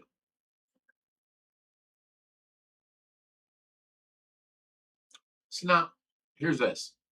Debbie Oak says, sorry, Big Rich, I have Parkinson's, so I smoke. It helps play safe and have fun. There's certain people that can smoke cigarettes and you can't even tell that they smell. Then there's other people that smoke cigarettes and it's like a big cloud around them. They just stink of it, I don't know what the difference is, but certain people can smoke and it don't bother me at all. Sean says, the pond core high. Absolutely. The pond pump is up here by the deck and it's pumping air down into the water.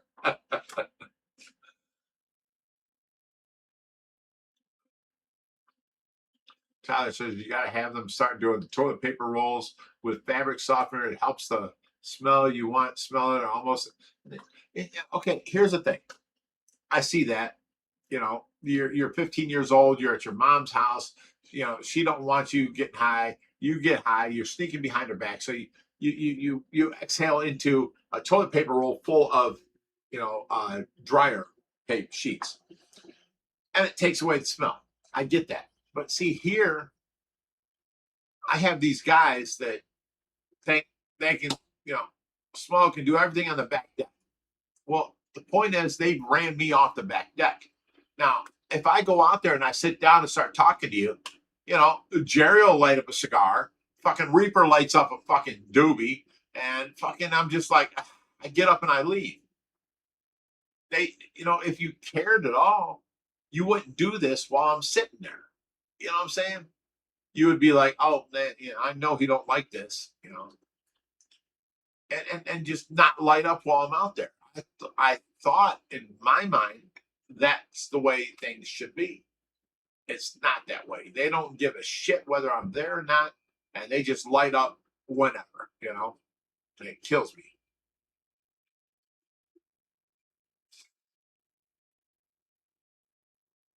James McNally says, can't you place a smoking area in the back where the tents are, not near them? Yeah, but it puts them out so much, like we've got the gazebo out there. That should be the smoking area. So I can come out here. But then when I sit on the back deck, I'll be sitting there alone because they'll all be in the gazebo. You know what I'm saying? It's crazy. It's just crazy.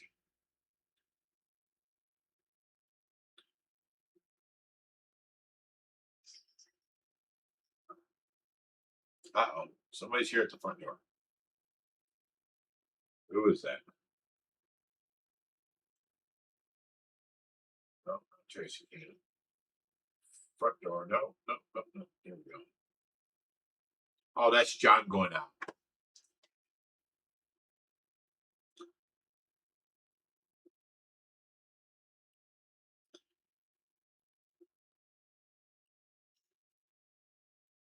Holly Jim says, that's how I am.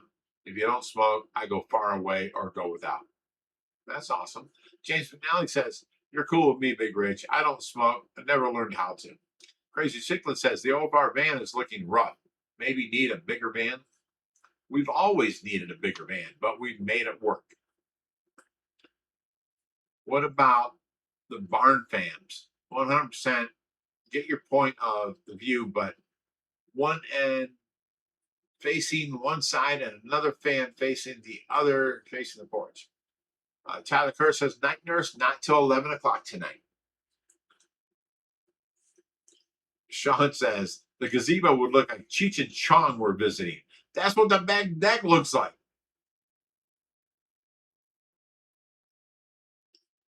Oh, shit, we're missing the Tracy update. Thank you, Summerly. Suanna says, what happened to the tents? They're still out there. Yeah, my brother's supposed to come up and pick up the brown one. So anyways, it's the Tracy update. 6:35, Summerly. I'm sorry, I'm 5 minutes late. It's the Tracy update, guys. So everybody, welcome to the Friday night Tracy update. She's just amazing. I love this girl. She has been so amazing this week. She is just doing so good.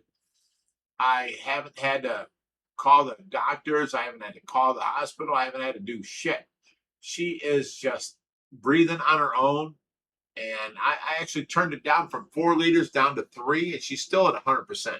So I might be able to turn her down to 2 next week. She's doing so good. She's just doing amazing. And as soon as she reacts to the doctor and can answer his questions, which is she's right there. She's right there. When I talk to her, she'll turn her head and look at me. The nurse will talk to her, she'll turn her head and look at the nurse. I mean, she is so attentive, right?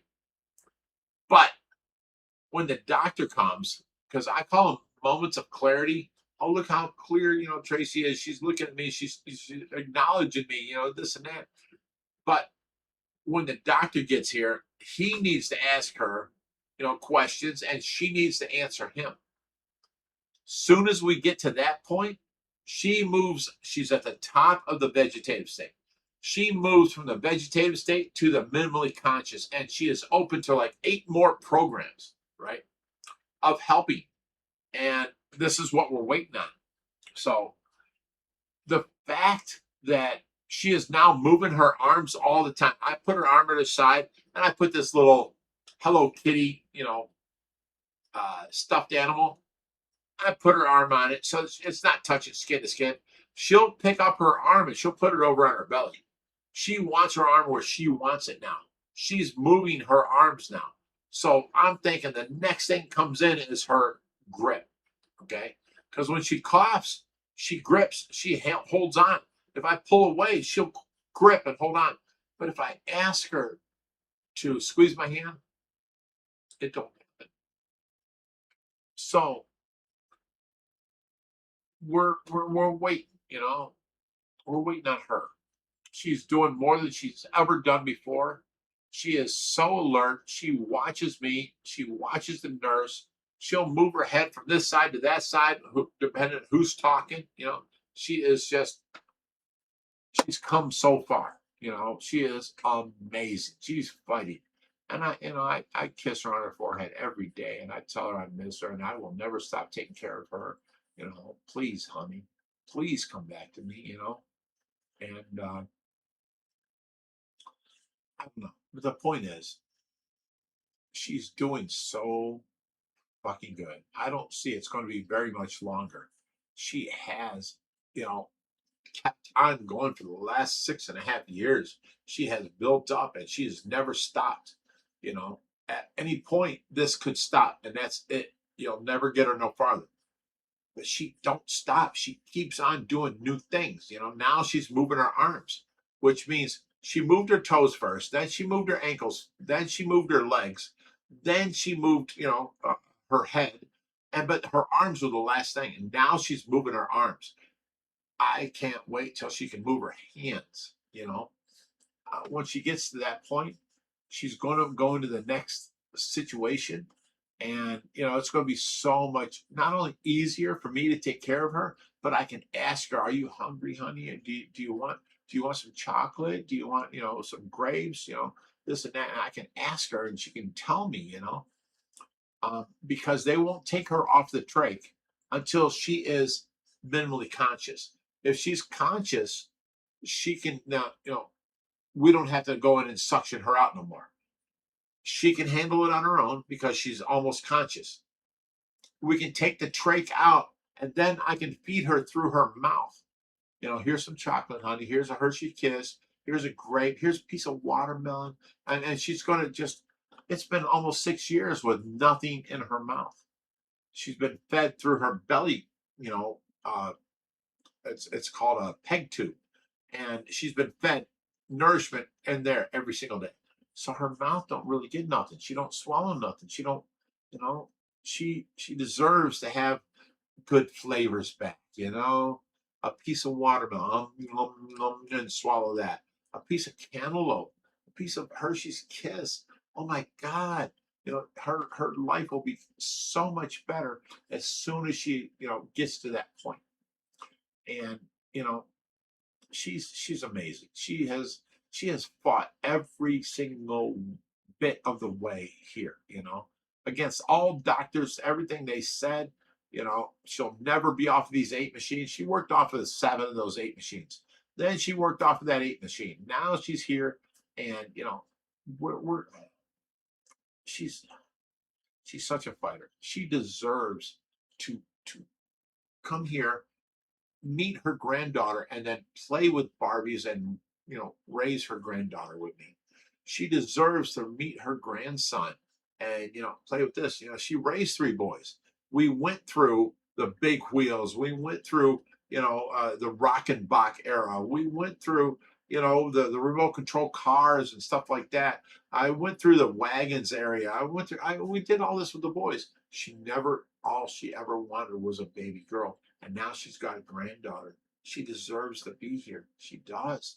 She would absolutely lose her fucking mind and make me buy everything in the Barbie aisle. You know what I'm saying? She would just lose her mind. She deserves this. She was always there. She was always a good girl. She deserves this 100%. I believe this 100% in my heart. So I don't know. Wicked Gypsy says, yeah, Sue, and I see it too when I'm there. James McNally says, God bless Tracy and Big Ridge. Aw. The Boogeyman says, Tracy's always in my prayers. Aw. Wicked Gypsy says, hold on to the light. The tunnel is always opening. It is. Every week it gets better.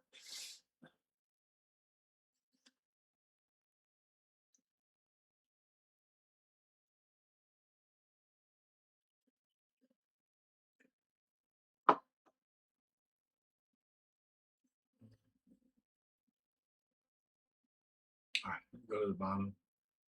Is there anything Barbie left that you can buy? I don't know.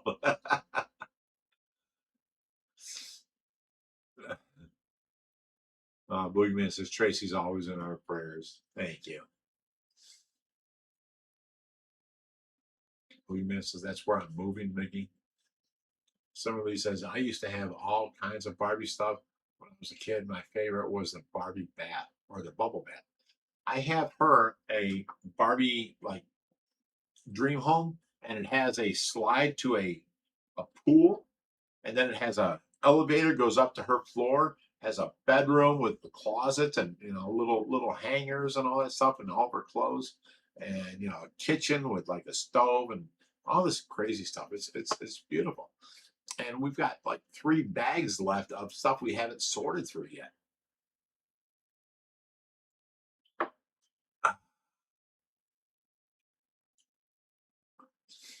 Well, all I know is Tracy, forget anything she's ever done to me. Forget that. She came back and she has been absolutely loyal to me since. Been like 20 years. I was holding on to that grudge. All she wanted was to be remarried.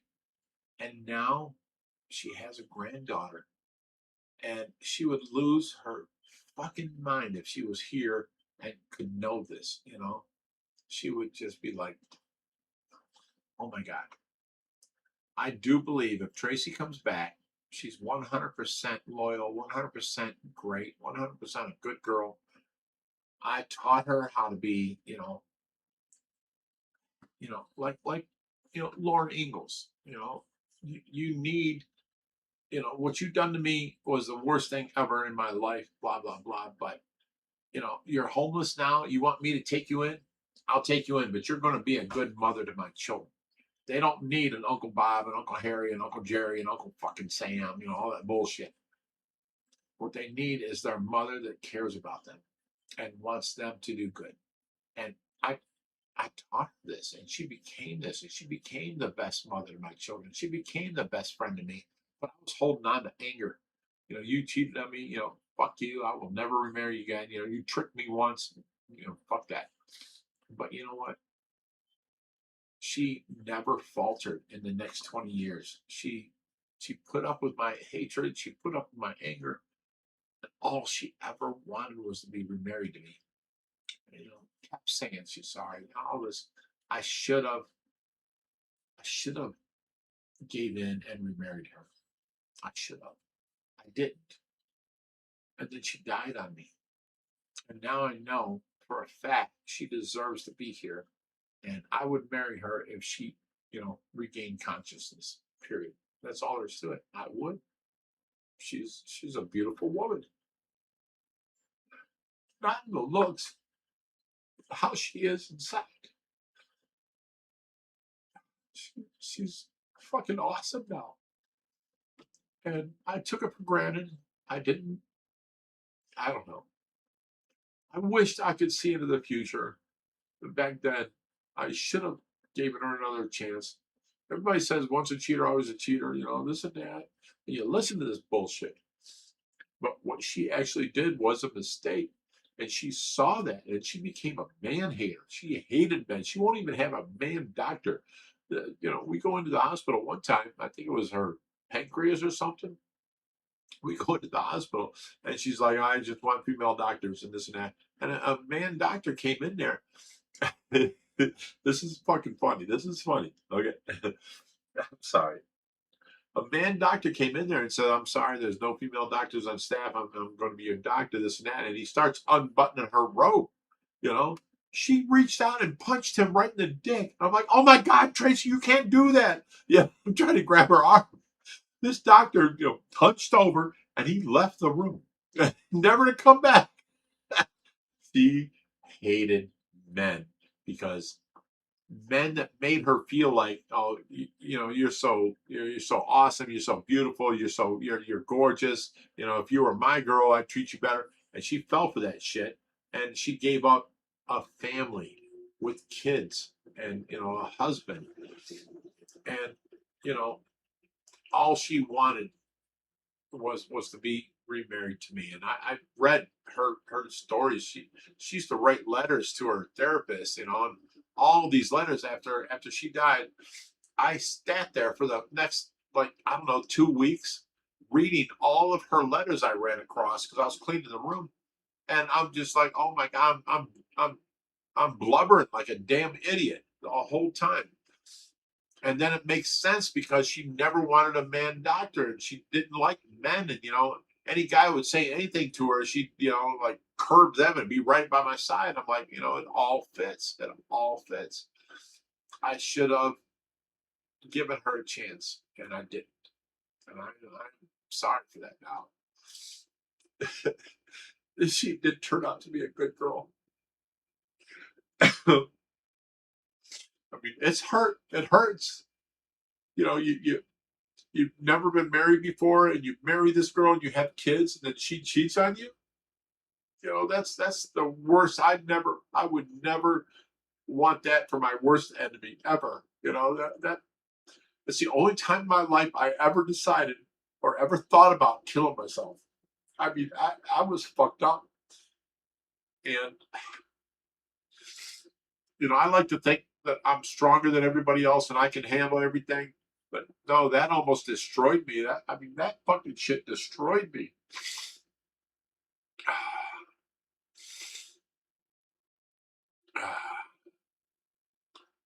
Oh shit.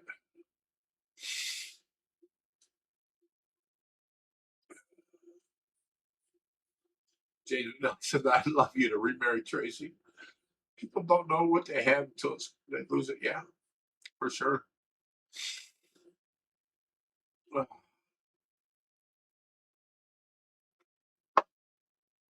It was oh my God. I've gone through so much. I've been through so much. I couldn't imagine somebody doing that to me. And I was like, in my thing, I was like, I've never been married before. I'm gonna put my all into this. I was so proud of my kids. I was so happy. Here's my child. Here's my, my uh, carrying, thing for him. Here's my new stroller for him. I was so proud and showing off to everybody. And where you going, Jerry? Put my shirt on. Oh, we can shut this off if you're cold. I'm gonna go ahead and warm up my coffee anyways. Okay. Up. So, Be right back. anyways, the whole thing is I put in my all, and she didn't, and then she listened to somebody else saying that they'd give her a better life and blah blah blah. How could you do that after having children? Once you're locked in with children, you should be locked in. Let's do this 100% with each other. I just never understood that. I couldn't get it. Boogeyman says we are all invited to the wedding. If she comes back, absolutely. We're going to have the biggest wedding here, and you all are invited. Absolutely.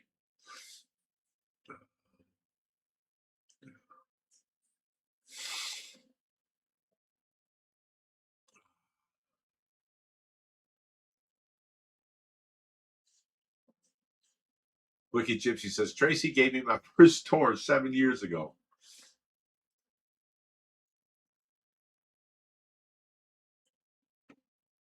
She was a definite good girl. I've seen a million people since that weren't good people. Tracy was a good person. She got scammed. She listened to the wrong person, and she did the wrong thing. And you hear this: once a cheater, always a cheater. But no, she spent the next 20 years trying to make it up to me and wanting to be remarried to me. I can't fault her for that. She never touched another guy after that. And now she's gone, And, the doctor said she'll never come back. And then I've seen her come back. She has made her way back. She is there. Absolutely.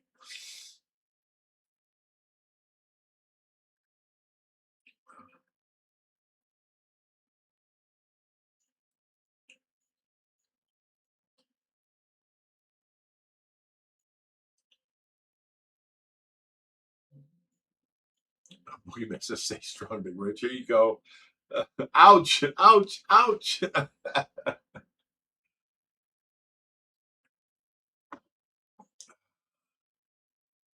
Summer Lee says, "Sorry, Haley and Sue-Ann. Adults who act like jealous children suck. I gave all of my Barbie stuff away to a little girl I didn't want to, but I didn't have a choice." If you gave your stuff away, you had a choice for sure. Look at Gypsy says, "My other half is actually my ex-husband. We've been back together for 11 years in the fall. There's a 20-year gap after divorce. People can and do change." Yes, absolutely. You know,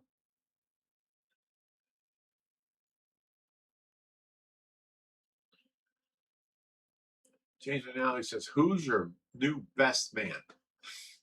That would have to be my son Josh or my son Richie. I mean, it's that simple.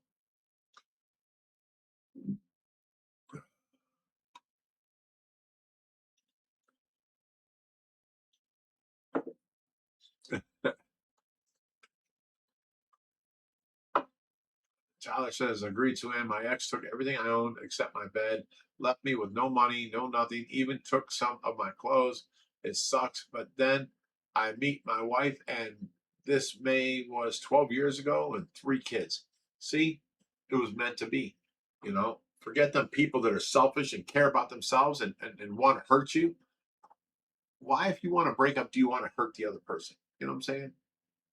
You want somebody else, go be with somebody else. Don't hurt this person you've been with. You know, I don't get that."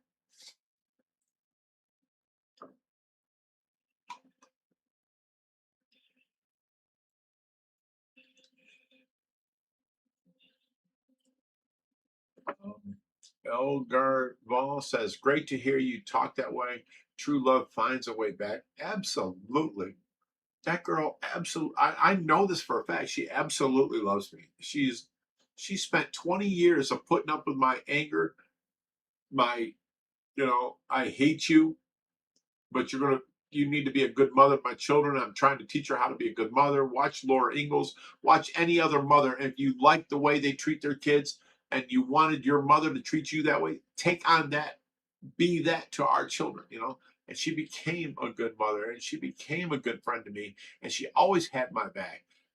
She actually, this girl here, I think it was like, she'd been down almost 6.5 years. So let's say 7 or 8 years ago. Some girl was here and she was like this and that, blah, blah, blah, saying this bullshit. And Tracy grabbed her up by her hair. "You won't lie to Big Rich."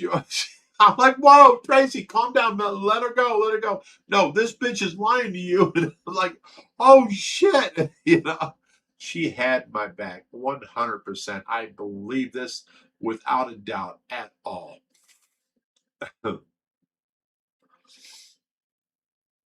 My ex-wife, her younger brother was an amateur Golden Gloves boxer, and my wife was his sparring partner. Oh, shit.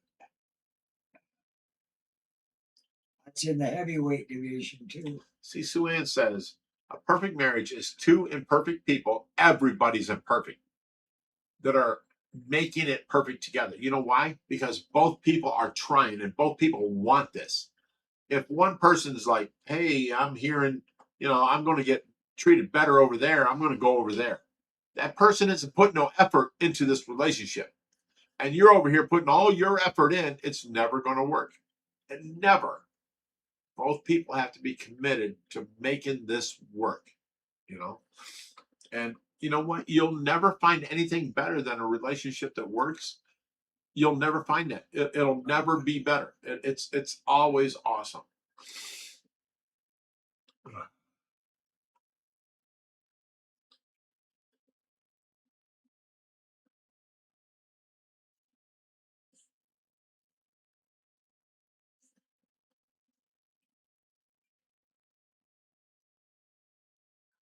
Sean says, "Did she keep you in line, Jerry?" To be honest with you, if I had to stick to strict boxing rules, she probably could have. Oh, my butt hurts. All I know is, But I I'm- know in the bottom of my heart, if Tracy wakes up tomorrow, she wants to remarry me. She deserves to be remarried. She deserves to know her grandchildren, and I will not hold nothing back from her. I will make her number one, and that's all there is to it. She is a good person who did something wrong, and usually you can't come back from that. But 20 years of proof, you know, they say you can fix anything with enough effort. If there's no effort, you'll never fix anything. And that's absolutely true. But 20 years of putting up with my hatred, you know, I hate you. You know, you need to be a good mother to my children. She put up with it and she kept on fighting and she kept on trying. And, you know, I can't imagine life without her now because life is so hard without her. I didn't realize how much she actually did for me and helped me out. You know, I can't find another person like Tracy. I can't. There's no way. I mean, I'm not lucky enough in my life to find somebody else that would help me out as much as she did. And she deserves another chance, period. I believe that 100%.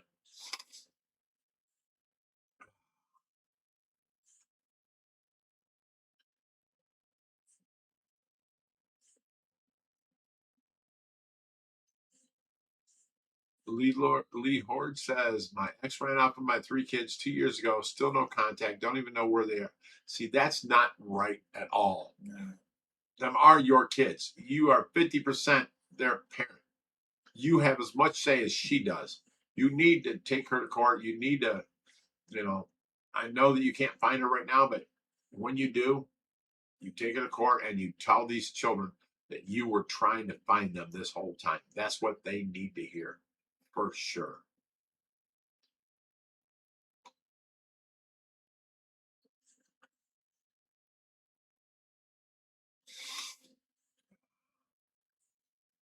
Guys, we went on about 30 minutes about the whole Tracy update. James McNally says, I hope to God I don't get banned from this site again. You were banned from this site? Why?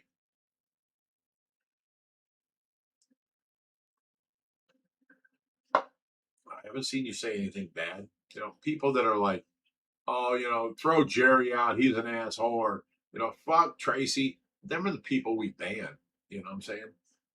And we get surprisingly a lot of that kind of bullshit. You know, I don't see them as good people.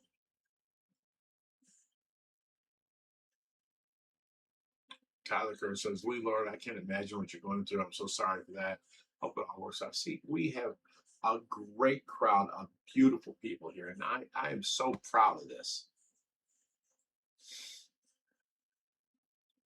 Contrast says, hey guys, happy Friday. I love your shirt, Big Rich. Well, thank you.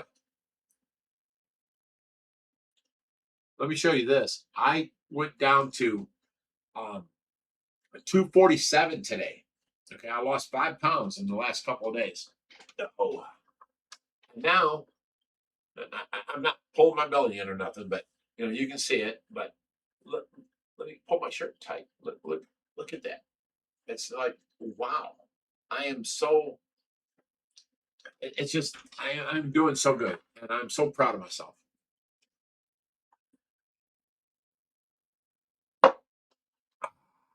Sue Ann says group therapy. That's what this is. Every Friday night, group therapy. Right, Jerry? No? This is group therapy right here. Is it?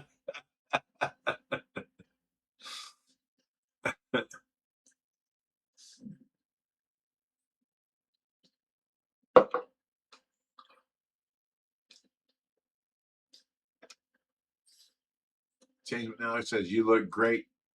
Tall, rich. Okay, thank you. Jerry said, ho. Fuck you, Jerry. I agree, Sue Ann. Puff, puff. Well, I'm getting out. Tyler says you should do what you can to help anyone without anything in return, just because that's what we're supposed to do as human beings. Some of us lost their way. I'm not religious. See, I'm not really religious either, but I try and help everybody. You know, like look at Bert John. You know, he's going through a divorce, and she got the house, and he didn't have a place to stay, and now he has to go through heart surgery. He asked me, and I'm like, absolutely. He moved in here, and he went through his heart surgery, and he made that. But they made a hole in his leg to go up to his heart, and that what got infected. And he's been for like 3 weeks now. It's been so bad. He has a machine here that sucks shit out, and they just sewed him up, and you know this and that. You know, he needed help. He needed a friend to step in. You know, and that's what he got. I mean, that's all there is to it.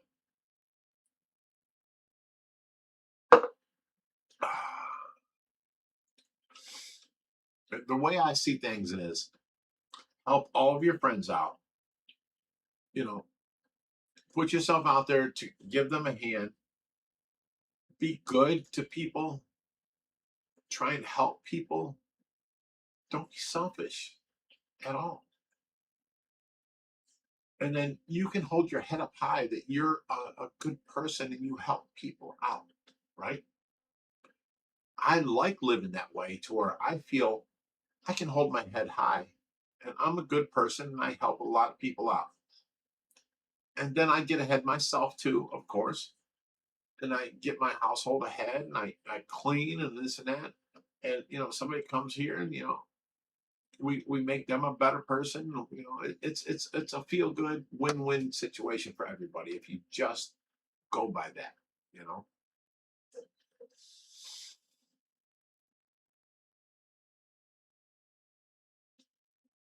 James McNally says I got banned from the comment section. It was hellish. Why did you get banned? What did you say?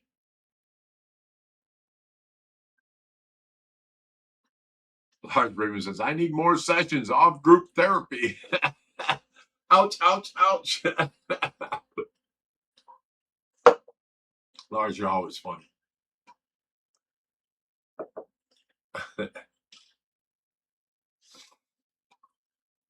All right, brother. Can you talk for a few minutes? Sure. All Me right. too. I gotta go refill this. I'll be right back. Oh shit. I know I keep myself at 3 drinks, but I started at 5. It's what time is it now? 7. I need another. Rationalization and justification will get you nowhere in group therapy. You know what? Fuck you at this point. I just need one more drink. Rationalize it all you want. You need another drink. I'll be right back.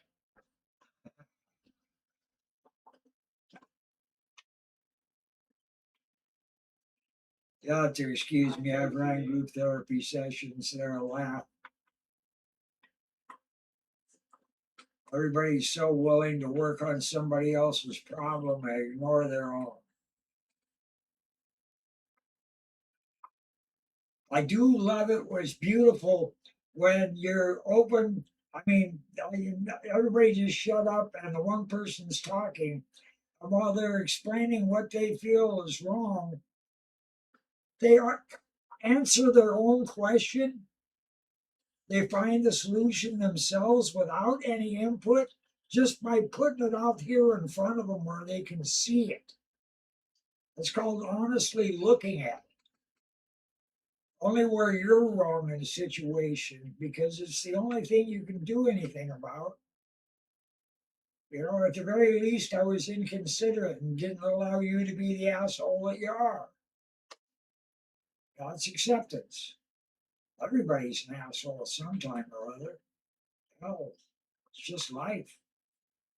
I love helping other people. What I hate is when you're in the middle of something and they're asking you to go do something that they can very easily go do themselves.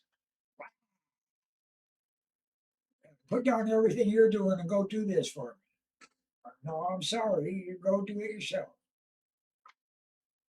And I'm old enough and cranky enough to tell them so too.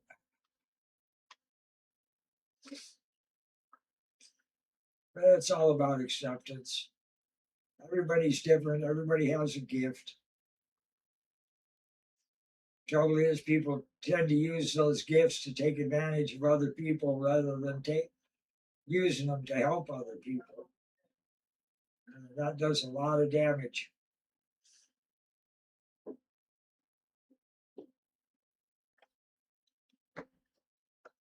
All right, buddy. Wicked Gypsy said she's moving in, man. You've been threatened. I've been threatened. Yeah, Wicked Gypsy says she's moving in. Oh no, she's with her man, and you know she's going to be remarried to. Here, let me show you this. Let me turn sideways. This is me normal now. Okay, I'm gonna pull the shirt tight and I'm gonna suck my gut in. That's a big difference now. Point that damn thing the other direction, will you? What are you talking about, Jerry? He's like, I'm crotch height. Oh, what do you think I'm talking about?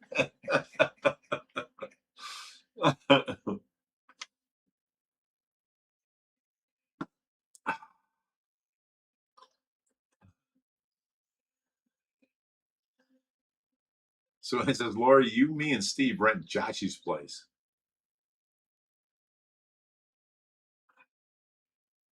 You know what? I've thought about no. Josh has a rental available.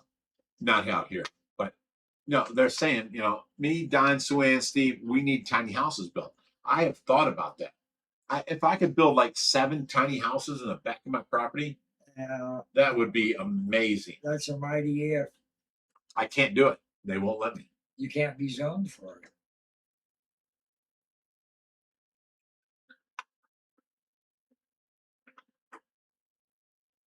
Tyler says, poor Jerry, he don't want that view. Or maybe he does. Either way, it's fine.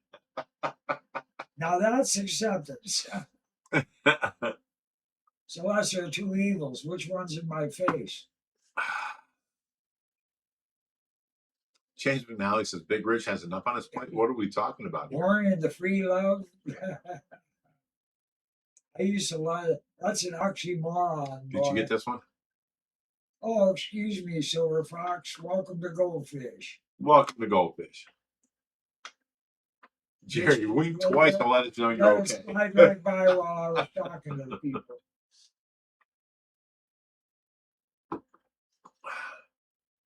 Jerry, wink twice. You let us know you're okay. Are you're not held against your will? I don't know.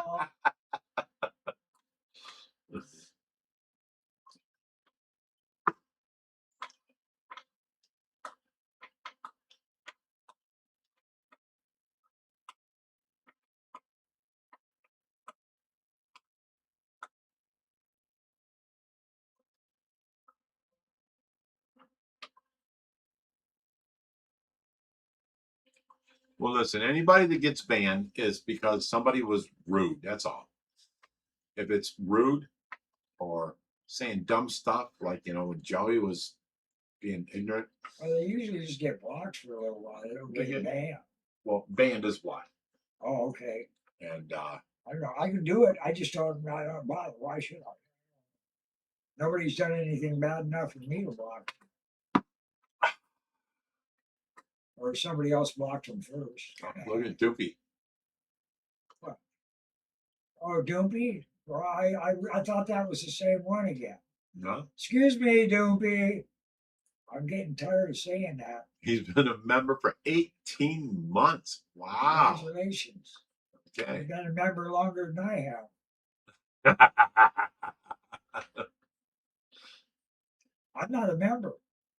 I'm a mod, but I'm not a member. You don't even like us. You know, what are you guys talking about? I'm here for the fish. All right, guys.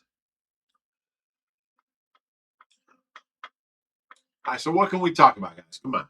It's 7-Eleven. Let's talk about something going to be fun. What do you want to talk about? Summer Lee says doom. That's not a conversation. Tyler says, Jerry and Rich are best friends. Jerry couldn't ever leave. They would be lost. Rich wouldn't know what to do without Jerry. That's some bullshit right there. Well, Rich wouldn't have anything to bitch about without Jerry, but Overflowing the without Jerry overflowing the tanks and Jerry without his fish. Silver Fox says, "Hey, Big Rich, I just renewed my subscription with you. Aw, thank you." yeah, Silver Fox, good job. Oh, Sue says, "The snake, how awesome he's back." You know what's awesome is that I don't have to walk out in that pool room and watch all the plants in case of a snake is biting out at me. You know, All of a sudden, everything's green out there. It keeps jumping out. dude, I was scared. I was like worried and nervous because every day I go walking out there.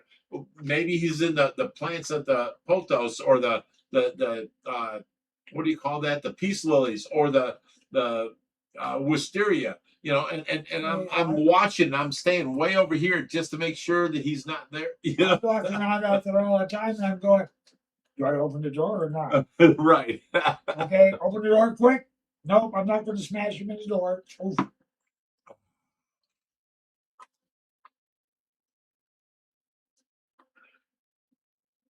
Oh, that's an old joke, Michelle. I'm sorry. Can I answer that? What's that? Michelle Right. Puritan says, I love the story Jerry told me about the Native American friend that was a member of the Turtle Clan. Sure, it's all That's your it. story. It's an old joke. It's beautiful. I was hitchhiking and I got picked up by this guy who's Native American. I'm also Native American, so I understand the culture. And he happens to be a Potawatomi.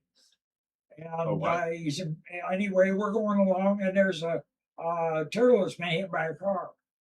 So he stops there in the middle of the road, gets out, picks up the turtle, takes it over, buries it, comes back. We're driving along the road. Here's another turtle, not hit by a car this time. He goes, it stops, picks it up, takes it over, and puts it on the side of the road over by the water, gets back in the car. I said, are we going to stop at every turtle on the road? And he says, you better be glad I'm not a member of the skunk clan. Well, Jerry, you do know that I am Indian also. Yeah. Okay, of descendant. Now, there was, a tribe, and it was what was the name of this tribe? It was The Fakawis. no, the Lickalotopus. You don't find that funny? Not unless you no, I can't say that. No, I found that about as funny as the Washington Redskins. Oh, there was nothing wrong with that. That was some bullshit.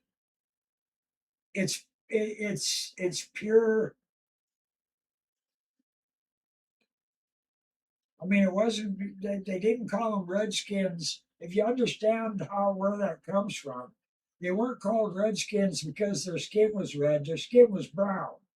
Yeah. They were called Redskins because after you cut their hair off their head, they were scalped. They were red. That's, that was the whole point of it. It's about as derogatory as you can get. You know why there's so many black Cherokee? There's black Cherokee? There's black Cherokee. They were Okay. welcomed into the tribe, the escaped slaves. Well, because a black man actually had value. An Indian didn't have any value at all.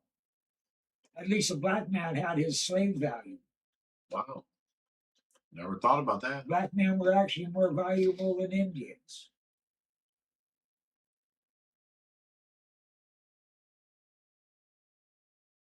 That's fucked up, Jerry. I didn't know any of that.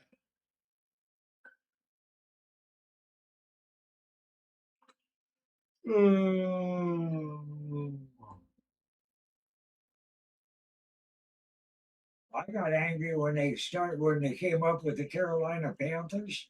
Hmm. I said, "What? Why don't they just call them the Carolina?"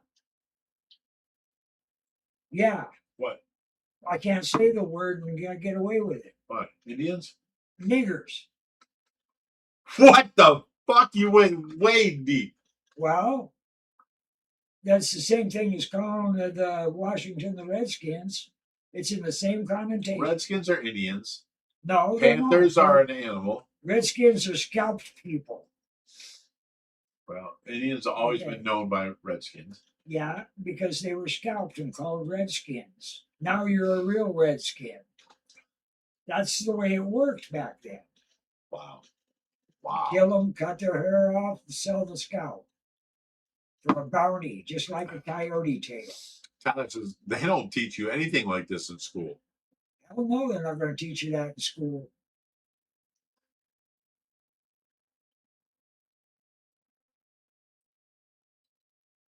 You're lucky if they tell you that 80% of the people that walked the Cherokee Trail of Tears died on the way.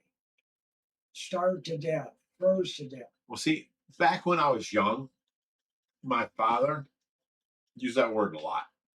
Okay.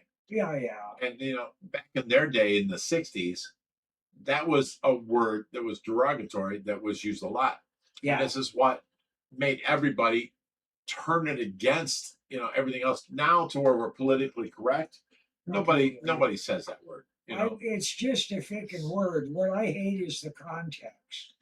What do you You know, it's how you say it.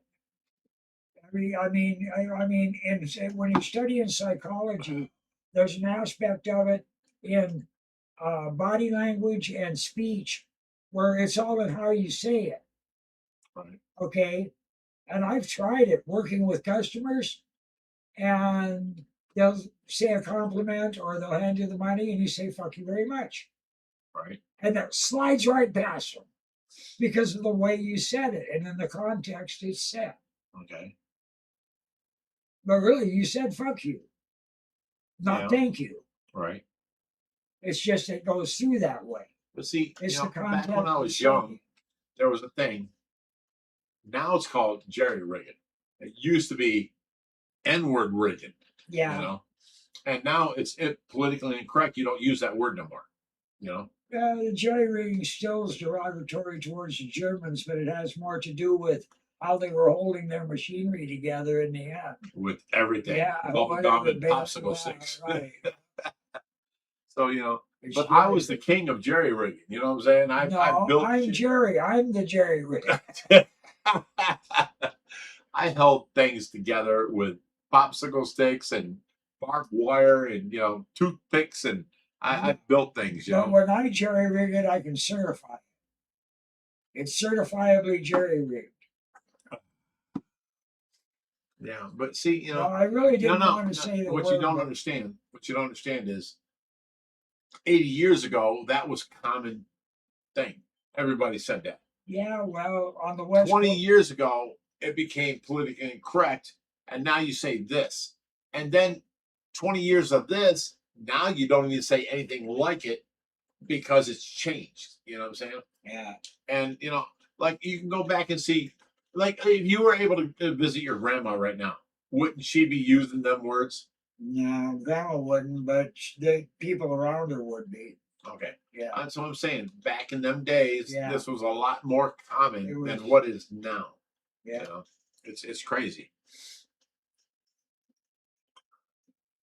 Slang changes.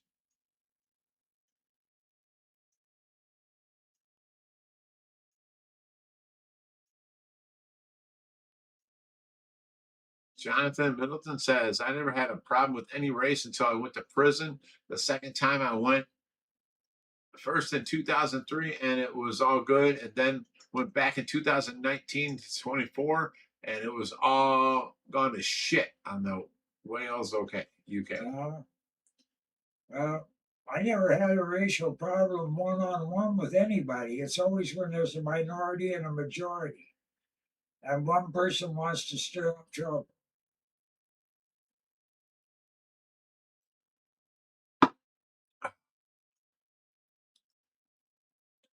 All right. Any fish related questions or about the rescue? Good going, Wicked Gypsy.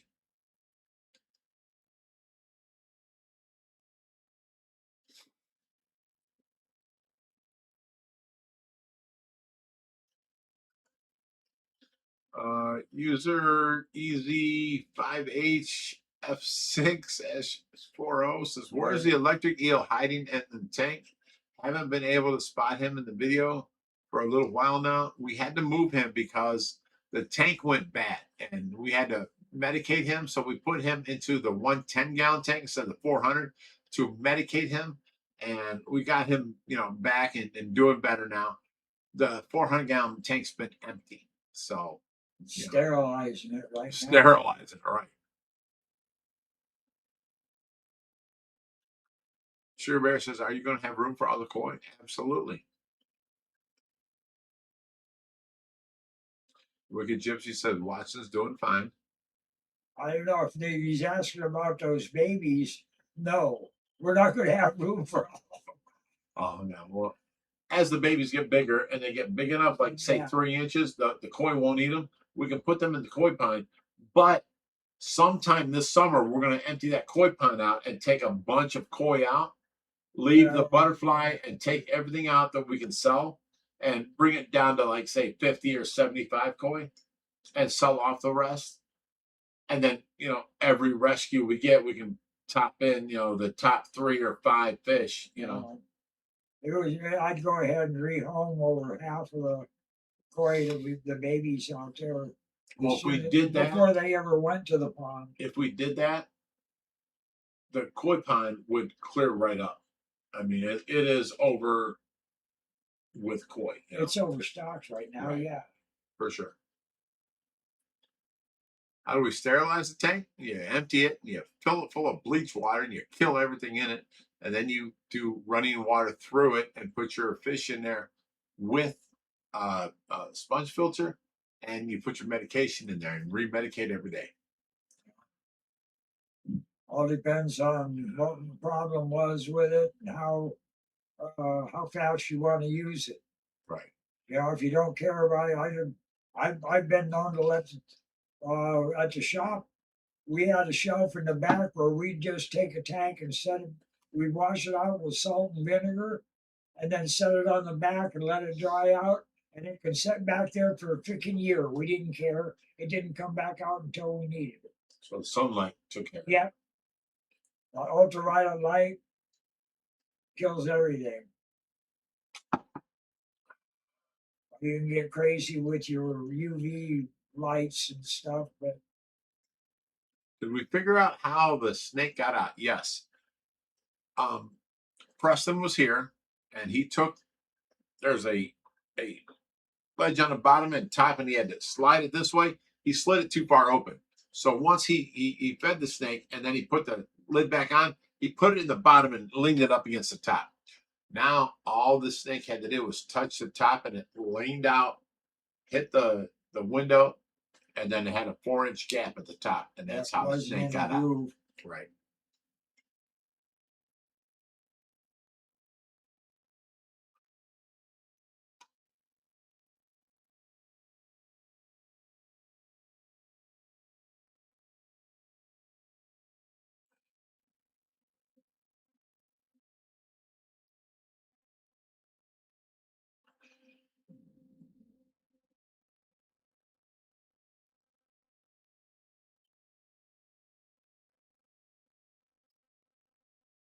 Okay. Diddlemac says, random pool question. Do you guys have to keep the pool heater on during the summer, or does it get turned off? No. All summer long. See, you got to understand that pool is 12 foot deep. So it's surrounded by 55-degree dirt. We have to bring that up to 84 degrees to keep these fish, ick free and all this other shit. So that pool heater heats the water in the pool. In the fish room, all these tanks are held by the garage heater that's hanging off the ceiling. We keep that room at 84, 85 degrees, and it keeps the fish tanks at 84, 85. And then they swap water here and there, and then, it's all good. So, yeah, we trying to keep your heater at 85 degrees and trying to keep your pool heater at 85 degrees, it's a lot. the heater stays on, but how often it comes on changes. Well, like, the other day, I go out to the fish room, and the back door is open and the side door is open, and the big 3-foot fan is sucking air right through it. and it's 78 degrees that day. But we have a ick problem. So I start yelling and bitching. Close these damn doors. You know, I don't you understand? This is fish 101. Jesus Christ. You know, we need to get the water up to over 85 degrees to kill any of the spores, because each piece of ick has 1 million spores. You can't see them. You don't see them until they latch onto your fish, and then they eat into the side of their thing, and you got a big white, you know, pustule. So we need to kill that cycle. In the meantime, we bring the temperatures up, and you know, it don't last, because the higher temperature, the shorter the long range. Usually it's a 10-day gestation. If we bring the temperatures up, it's like a 6 or 7 day gestation. And then when they release their spores, the babies go out, and there's millions of them. They die instantly because the water is 85, 86 degrees. And it stops the cichlid or ick thing. You know what I'm saying? So I was really mad, because what the hell? Why is these doors open? You know, this and that, blah, blah. We're trying to fight ick right now.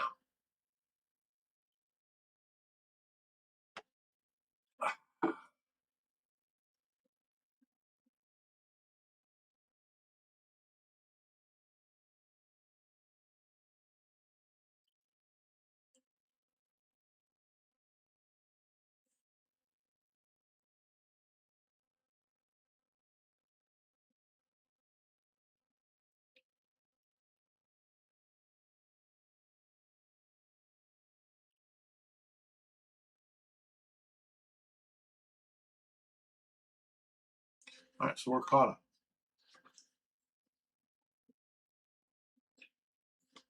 up. Tracy's doing really good. I haven't heard a peep from her. She's doing good.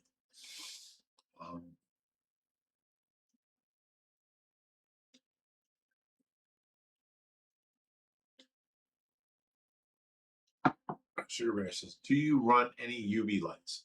Not normally, because our system is very high grade system and does pretty much everything.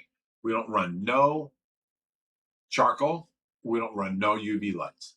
But when we have a breakout like we did this last month of ick, we turn on our UV lights. I've got a 5-foot chamber that's like 6 inches around that has a UV light, and it has a spiral all the way down through it.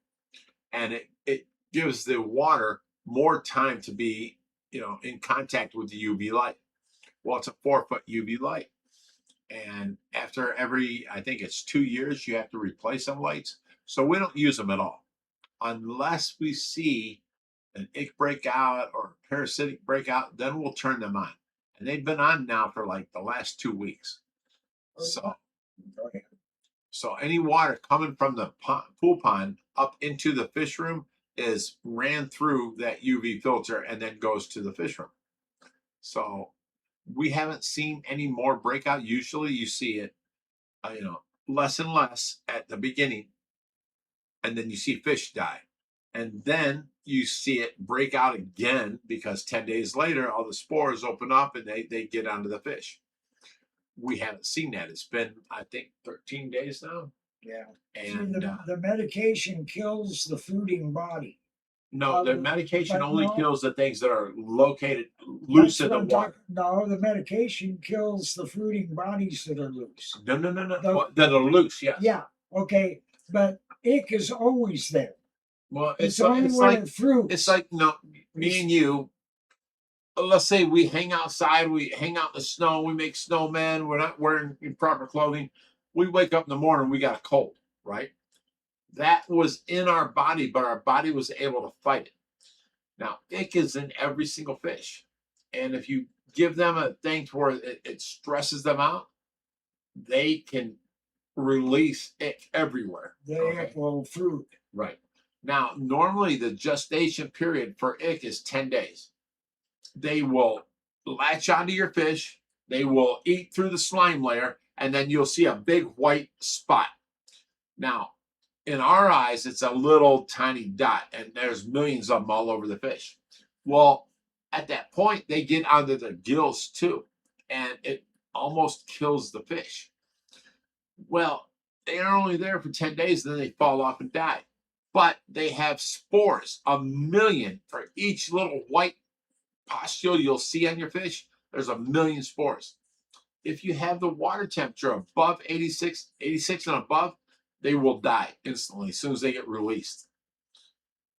Or if you have the blue stuff, what's it called? Nothing. AQUARIUM methylene blue. If you have the blue stuff in the water, it will also kill the loose spores. And then they can't start another cycle. And then they're all gone. 1 week, you know. So people don't understand this, and they're like, I don't understand why, you know, I have ick, and then all of a sudden it got worse, and then all my fish died. Because you're not killing them before they have more, you know, babies, and then them millions of spores now become big white spots on your fish, and then they kill your fish. It's rough. But look at it in hindsight. Every time you have an ick outbreak, there is always a stress factor that happened before that Right. that put the fish in a stress position to where the ick could attack the slime coat.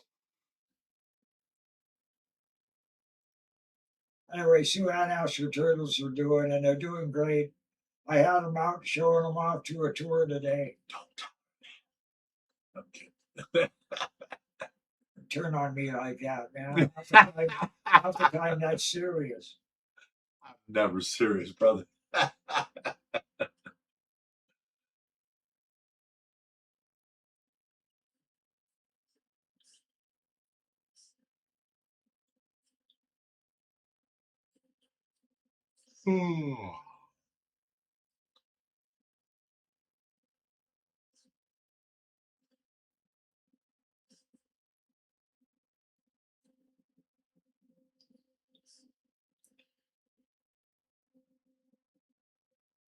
See, when Sue Ann says, how are my turtles doing? That's right. Here's what you say.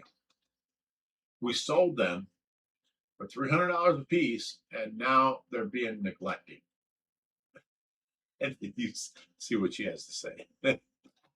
You motherfuckers! You want her back here pretty bad, don't you? She is. She don't come back with a baseball bat. Well, I don't want that. No one wants that. But yeah, she's always welcome here. She's a good person. No, they're doing just fine. I had a nice tour today, and Didn't you have 2 tours today? what? Didn't you have 2 tours today? Yeah, I had two. Okay. One on his way out the door, one on his Did way you in. give Josh some money? I had a wheelchair and two preteen Somebody was in a boys wheelchair? No and shit. 4 adults, No shit. all in one tour. Did you give Josh some money? It's all, they did it electronically. Oh, okay. We We're Yeah. cool. always take care of the suggested donation for the tour. Right.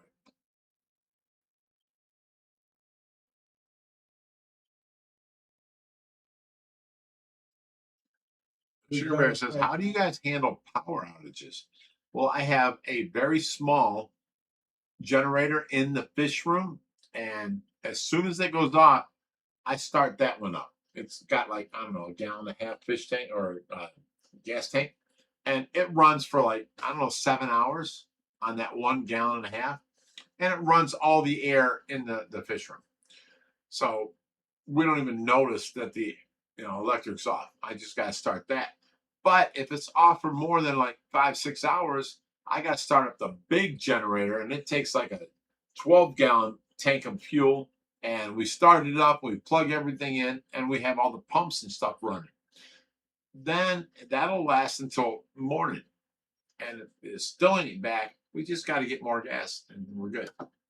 Actually, we've almost got enough battery packs to keep this place running. Almost.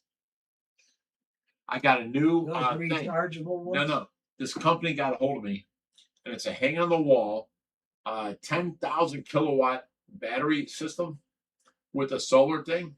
Yeah, definitely have to have a solar for that. And they're like, we're willing to send this to you if you want to work with us. We want a video 15 minutes long, blah, blah, blah. I'm like, okay, send it up. So now that'll be the beginning of our solar power, because I have a bunch of solar panels now from the OPES that I can add to it, Sure. and they're like, I think I've got 6 of them that are 4 foot by 6 foot. Well, that's what I Solar mean. panels? Those OPEGs would almost run this place right now if we wanted them to. At least all of the main stuff. I'm talking about having all the lights hooked up and everything. Just to keep it warm.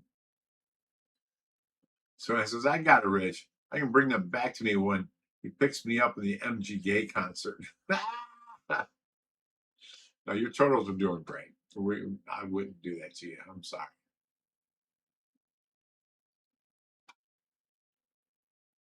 Turtles get a motorcycle ride.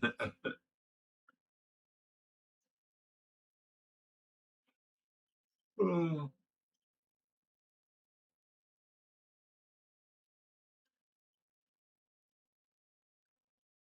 But anyways, I got this new Harley now. Okay. And it's 5,000 watts of stereo system. And I put on there Fastway, say what you will. Holy shit. I cannot believe how loud the system is.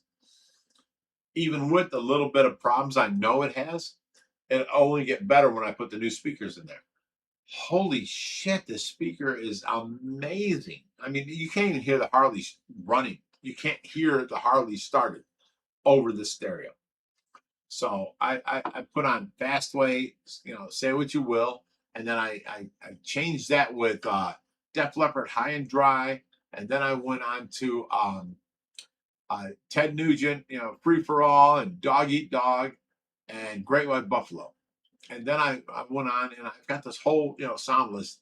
And I listened to everything before I added to the sound list. And it was too bassy. I didn't add it. I'm telling you, these songs are amazing. High and Dry by Def Leppard, Photograph by Def Leppard, Pour Some Sugar on Me by Def Leppard. All amazing sounding on this stereo. It's just amazing. I've got like 71 songs now that I can hit this playlist on my phone and then cruise. And then every one of them, I've got a little Bluetooth volume up and volume down for my phone.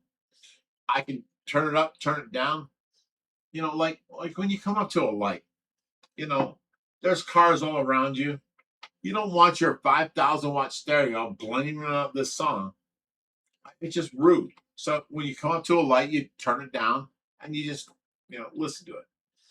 Very, very, but then you start cruising, you can turn it back up and go, That's the best way to handle it. So it says, no, I missed them. I wish I kept them. You can have them back. No problem.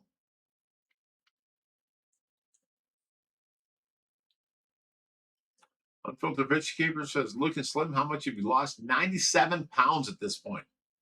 I'm 247 today. 247.1. I will be 246 tomorrow for sure.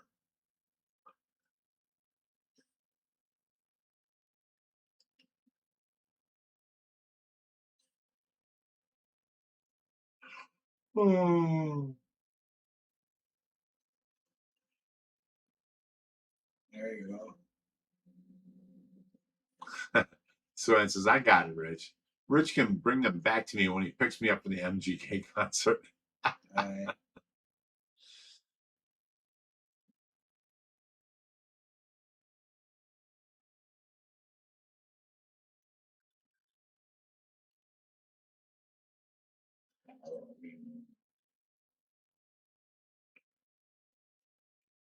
Oh, You be bouncing around so much, you got me lost.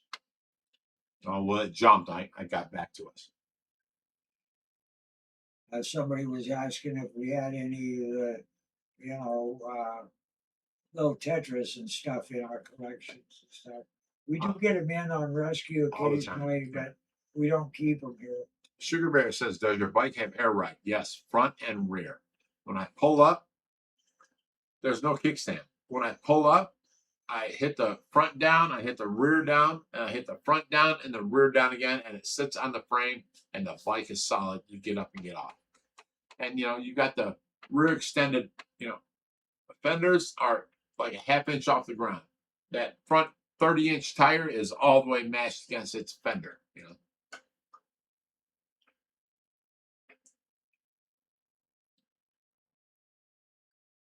Oh.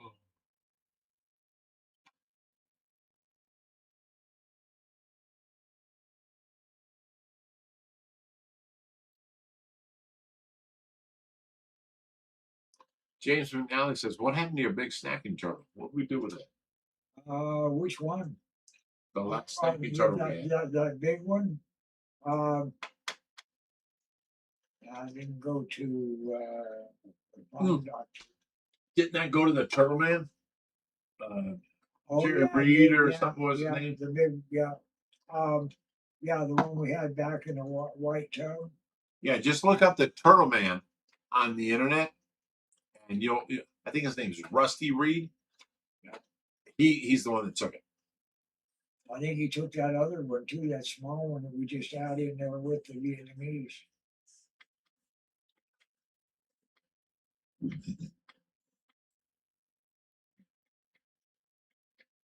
Morla, yeah, that was her name.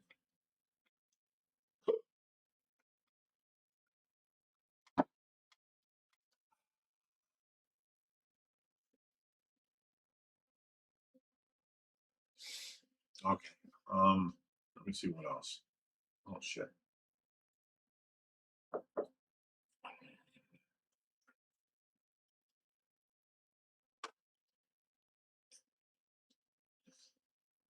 Actually, Jerry, because I got the whole house cleaned in like 3 days, I've had time to sit around. So I've been sitting, up by my bedroom door, and I grab my guitar, and I've been playing along with a few songs lately, and I learned a couple new songs. Congratulations. And you know what? I've been waiting for you to come in and hear me play it. Oh, yeah? It hasn't happened. Oh, one of these days. With the air conditioning on, I'm a lot more comfortable outside. It's not just the smoking. So, we keep our air conditioner at 71. I know Josh because keeps his at 69. that's way too cold for me. Yeah. I had a roommate one time that swore that 65 was plenty. Well, then move someplace else. No, I think Even when I was in 71's good okay. shape, 65 wasn't warm enough. If I've got to dress like this, no, man. Well, here the thing is, at 71 degrees, we keep the house at. It usually means your feet are cold and your face is a little warm. The air comes up to about here, Yeah. and that's it. And then you're hit with warm air If above the that. air circulated properly, it wouldn't be a problem. Yeah. We don't have air circulation properly. Oh.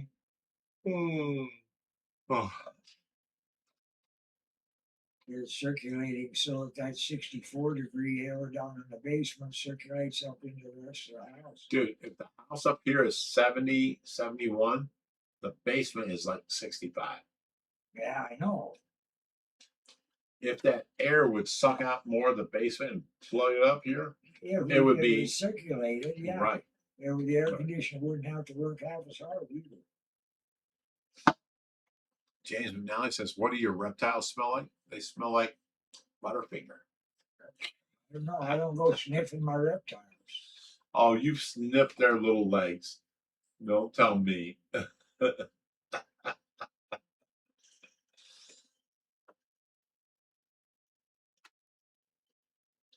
Now, see, people think, when you come here, that the rescue stinks like fish or reptiles. There's no smell here.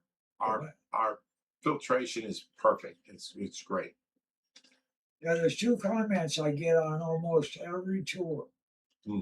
One is everything's so much bigger. Right. Of course, yeah. And the other one is I thought it would smell. Right. No, we got good filtration. It don't smell at all. Actually, if it gets over 80 degrees outside and we don't have ick at the moment, you leave that door open and let the fresh air flow through that fish. We do normally, yeah.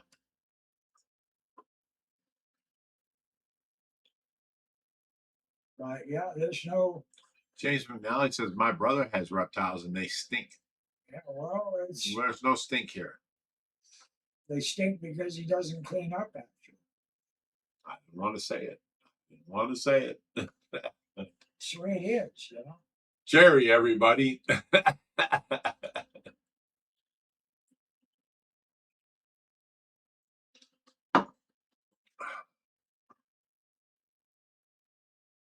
See, everybody's agreeing with you. Yeah, portable heater in the basement kind of defeats the purpose. I mean, you got the air conditioning running, and if you have the air circulating properly, see, I don't know. It's a problem we have with the heater system here. It's just the fan is not sized properly to the unit, and it doesn't circulate the air through the house. You're talking As about it the should. furnace in the house. Yeah, the furnace in the house. And, you know, having a heater downstairs kind of defeats the purpose of having air conditioning on upstairs. You know, a dehumidifier might want to get, you know, but, you know, then again, you know, the air start, you don't want that dry air filtration. You know, stable air. Well, Tracy's about 4 foot off the ground. So if it's 70 down at the floor, it's 76 up here. So she's in about 73 degree temperature. The house is set for Tracy. Yeah. But at the time, right now, that's one of the headaches we have right at the moment. Is that without completely redoing the heating system, ventilating system on And that's another house, $8 grand. it's the system was scabbed together. You've got 50-year-old ductwork trying to work off of a more modern system that pushes less air. It just doesn't push enough air through the ductwork to keep the air circulating. Well, not only that, it don't suck out enough while it's being pushed in. Yeah. And 2 different ductworks in every room, like today's technology. That's the sizing problem. I mean, you've got 80-inch damn ductwork like this going from room to room. And then the only return is the down steps going downstairs. All the air is coming down there, the cold air, and you've got the coldest room in the house in the basement. Yeah, I got the dampest room in the house. But that's part of the, it's all. All right, guys, ask some questions. Let's get lively here. Sup? Yeah, You want to talk about guitars? You want to talk about movies? You want to talk about food? Come on, let's do some shit.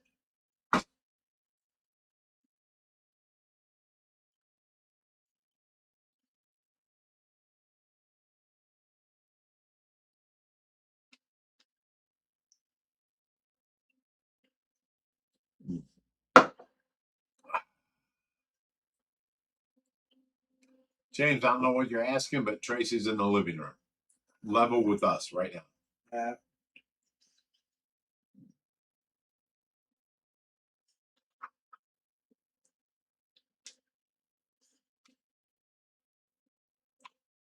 Tyler says movies, guitars, and good. Rich, I like you more and more every time. That's my shit you pick. All right. Well, let's talk about, what are you going to talk about? Movies, guitars, or I know we got at least 10 more minutes. movies or guitars? Or ask me. I'm asking you. Well, I'll be gone in 10 minutes anyway. Shoot. What's the answer? Movies or guitars? Just because you ask a question doesn't necessarily mean you're going to get answered. This motherfucker. What do you want to talk about? Movies or guitars?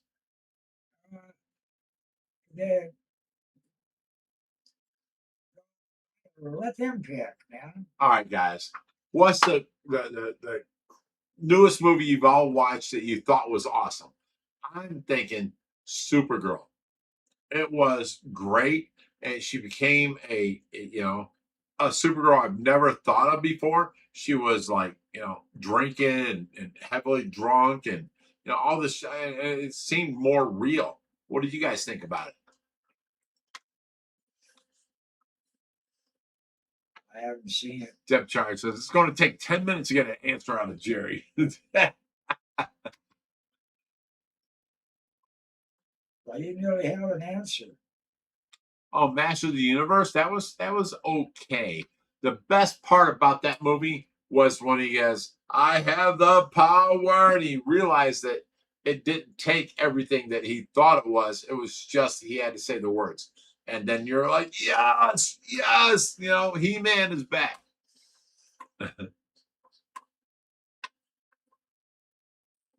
It was a pretty good movie. It was pretty damn good.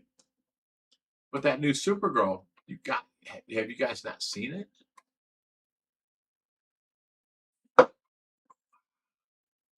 I haven't seen a new girl. Everybody has everybody has said that she looks like Chaka from Land of the Lost, the old like hairy covered thing, from way back. And I I think she did great. Oh, I loved it. Master of the Universe was awesome. I But what do you guys think about the new Supergirl?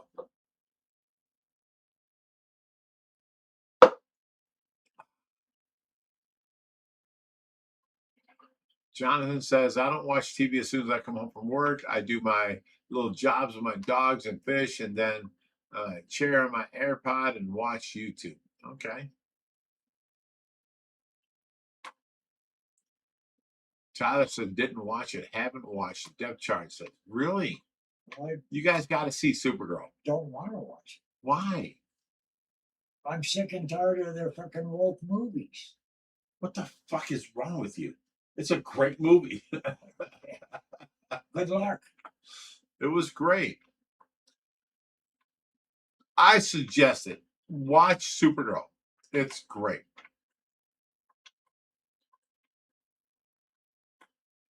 What else? Anybody else got a movie we should watch? Come on.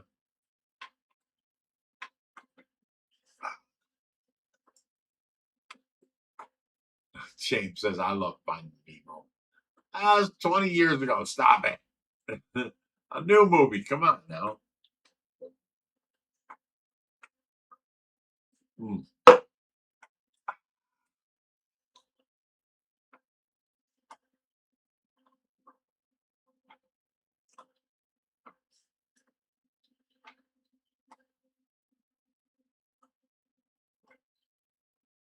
Okay. Still got nothing I can talk about.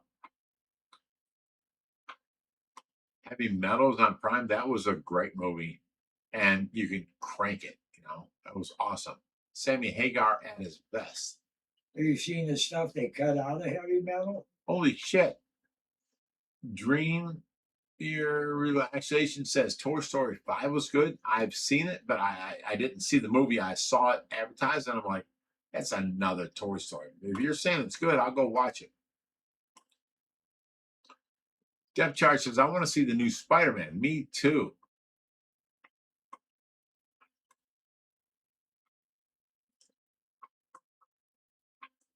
So it says, how many times can you remaster or remake the damn comic?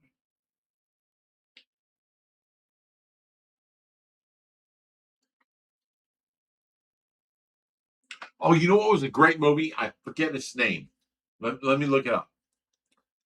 It was it Heavy Metal? Was it?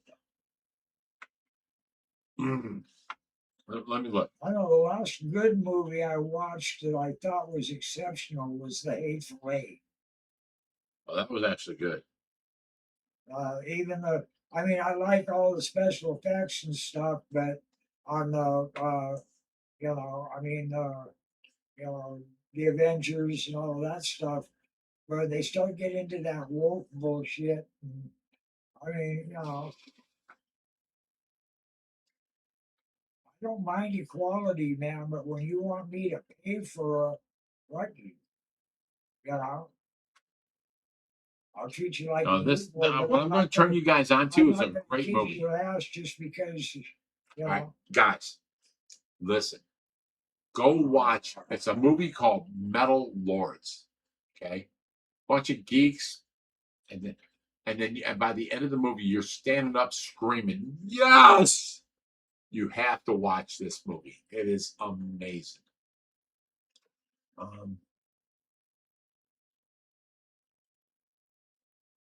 There's Top Gun, Maverick.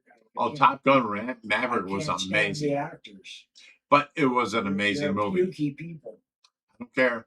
It was an amazing movie. Yeah. It was. I won't have But nothing watch, to do with anything they're Metal involved with. Lords, dudes, go watch that movie. And by the end of the movie, I guarantee you'll be standing up screaming. Holy shit. It was awesome.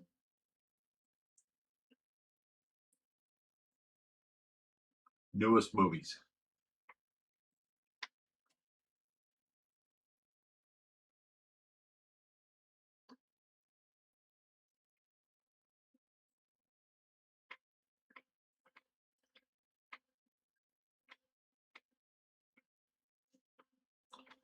The Odyssey, I haven't seen.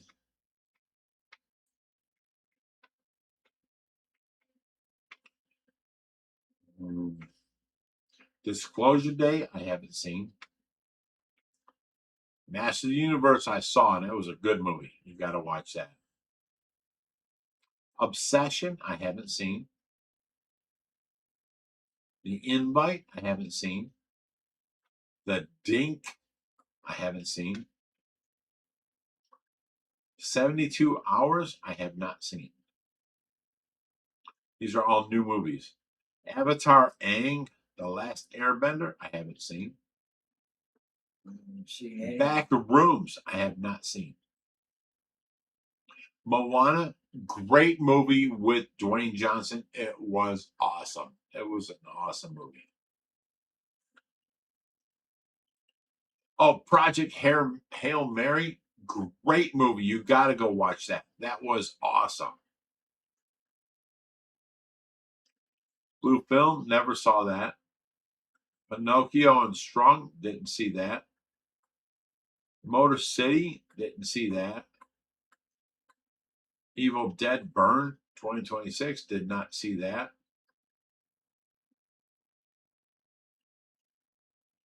Spider-Man Brand New Day, I have not seen it yet. Can't tell you if I like it or not. Star Wars The Mandalorian and Grogu, that was an amazing movie. I hope that helps you guys.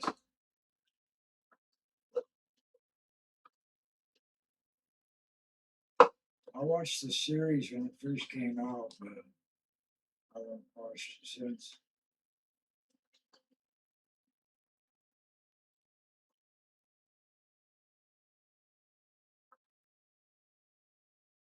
Oh, okay. The Action Stack says There Will Be Blood was the best movie in 20 years. I got to go watch it now.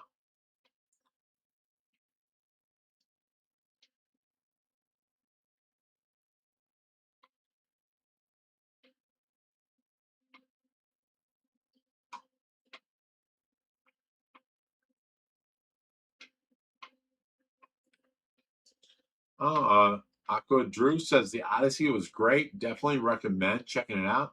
I didn't like it, but I will go check it out now because you said it was great.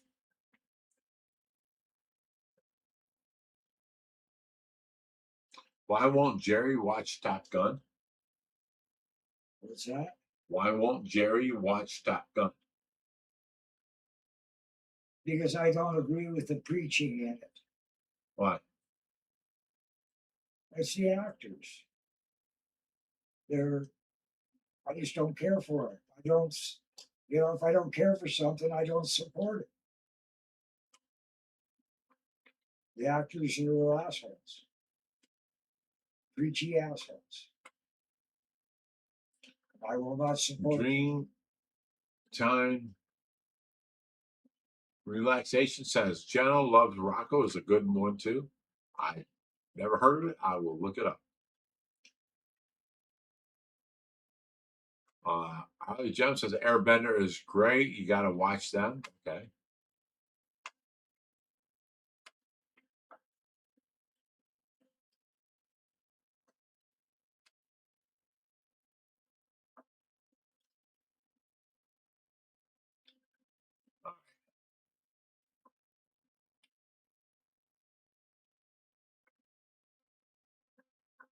Swan says, I hate Tom Cruise, but that movie was great.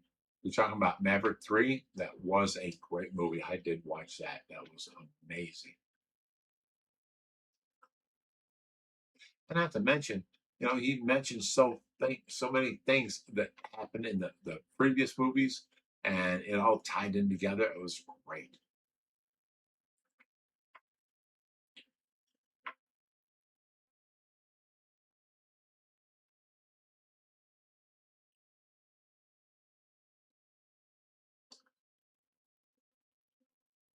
All right, guys, we're gonna get out of here. It's my last drink. That's it. We're done. We're out of here. The rare occasion we're both stopping at 8 o'clock. Love you guys. Love hanging out with you guys. It's been a great time. Thank you. Thanks for your time. Yeah. Ouch, everybody. Ouch. Did you just say Isn't that? that the drinking word? As a drinking word. I don't walk around banging my feet on stuff.